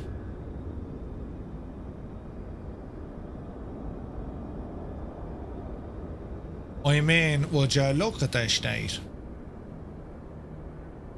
It's very, very nice, isn't it? Is this the airport where you have to do a VOR and right turn at the church?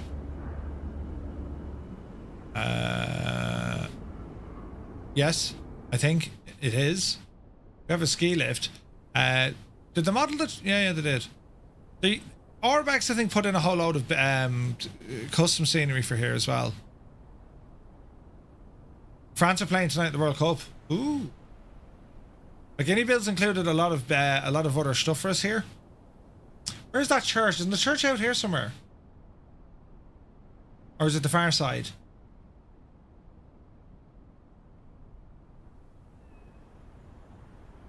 You're flying a FedEx 737 between Vegas and Dulles. Ooh, nice. Yeah, Dougal, I think so. I think so. I've no issues here at all.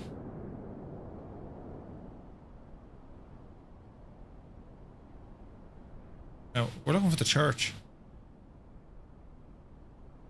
Is it the church up on the hill? I'm trying to remember where the frig I saw that. Up the hill.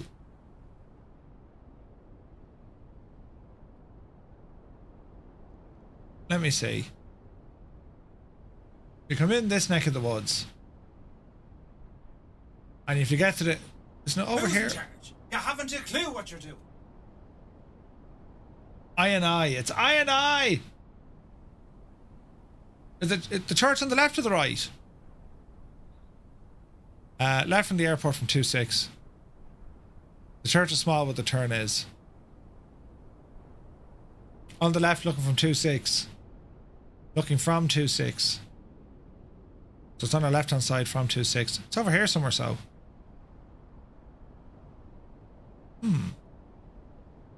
Other side of the valleys, Murph.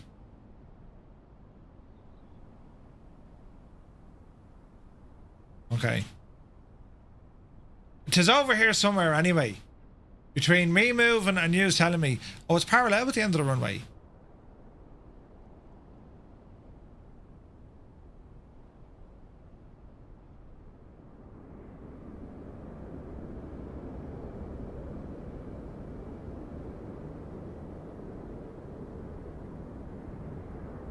I stopped. It's on the ridge.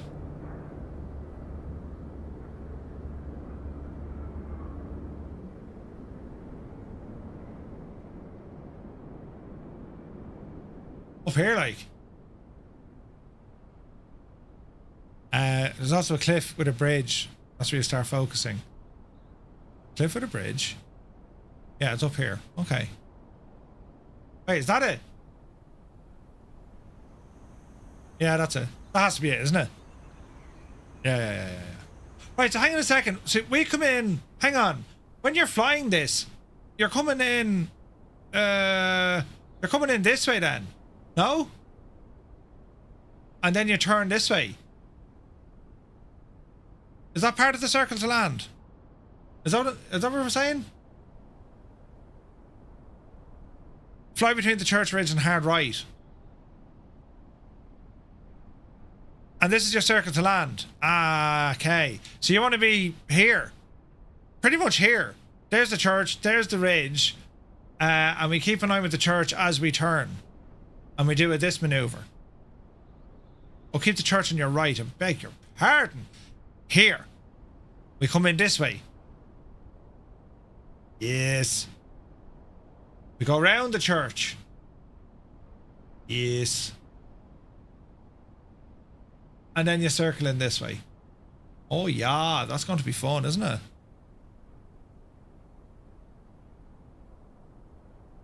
I'd say we could do that. Let's pick up my landmarks before you come in.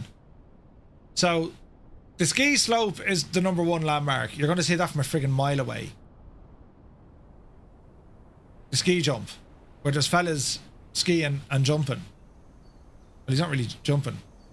Yeah, good man yourself, #6. Oh, he's #4. And we'll have someone else now as well. Right? So we'll come in this way. And we're saying... And we can actually see the church from here, which is great. The LOD on the church is fantastic, look. Right? The valley after the church, fly down that. Gotcha. So we'll ramble in this way. So there's the ski jump. Right? There's a bit of a bridge in front of us. That's grand. Stay going. We're rambling in. There's a little lake.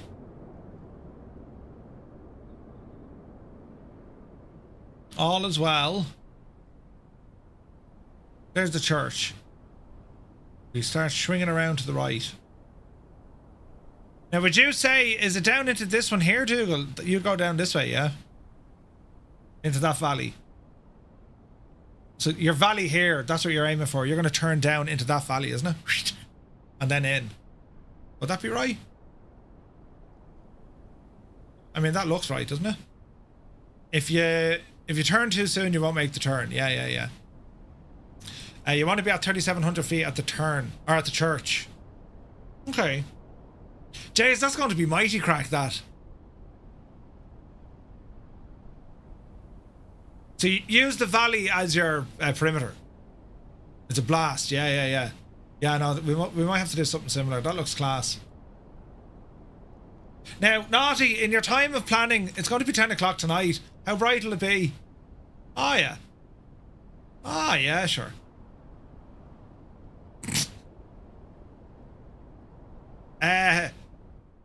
Right. Didn't plan this one well. It's a nighttime arrival into Innsbruck. Good luck seeing the church now. Where's the second church gone? Oh dear. Leave early. You'd want to leave early. Because if it's nighttime, good luck to you. You know.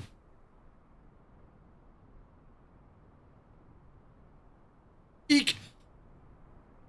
You'll be adjusting the time for the arrival. Will that upset the weather? Well, it won't change that much, I suppose. So you want to pull it back an hour, you're saying? Bring it back an hour there now, Ted. Oh yeah, we love a challenge. Be freaking blinded by the sun on the way in. Brilliant. That's how you do it, lads. And here, as we attempt to land in Innsbruck, we can't... Jesus, that does look nice though, doesn't it? ATC will throw a big spanner in the works anyway. Yeah. Good owl ATC. Please disconnect from the network. What?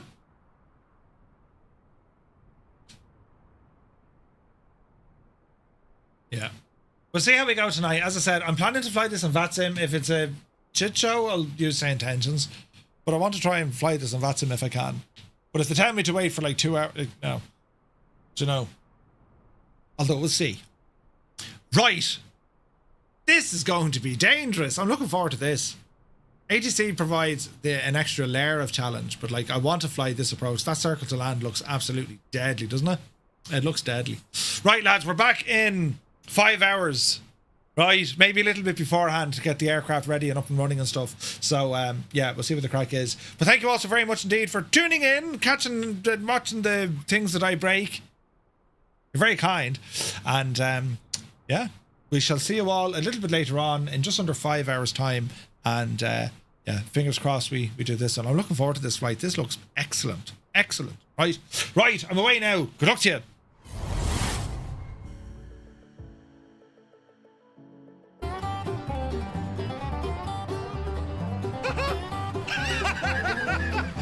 See what happened to Matty Lonesome?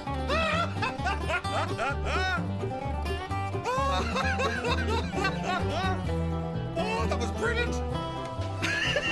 Did you see him? Matty, are you okay? Are you okay, Matty? Oh, Jesus. Oh. Think about it now, right? I'll sing it for you.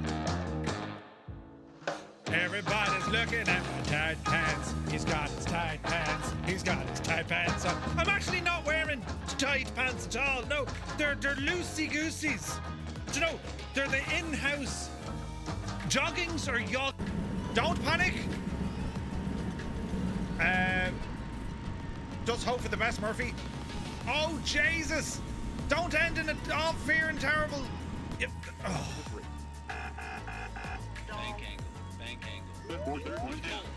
Shh. Time to turn. And we'll start advancing that mixture back in here now shortly. Come on, Pop. Sink rate. You're alright. Sink rate. Yeah. Up. Sink rate. Give us a bit of air in the nose there. Nearly. Come on, Betsy, you can do it.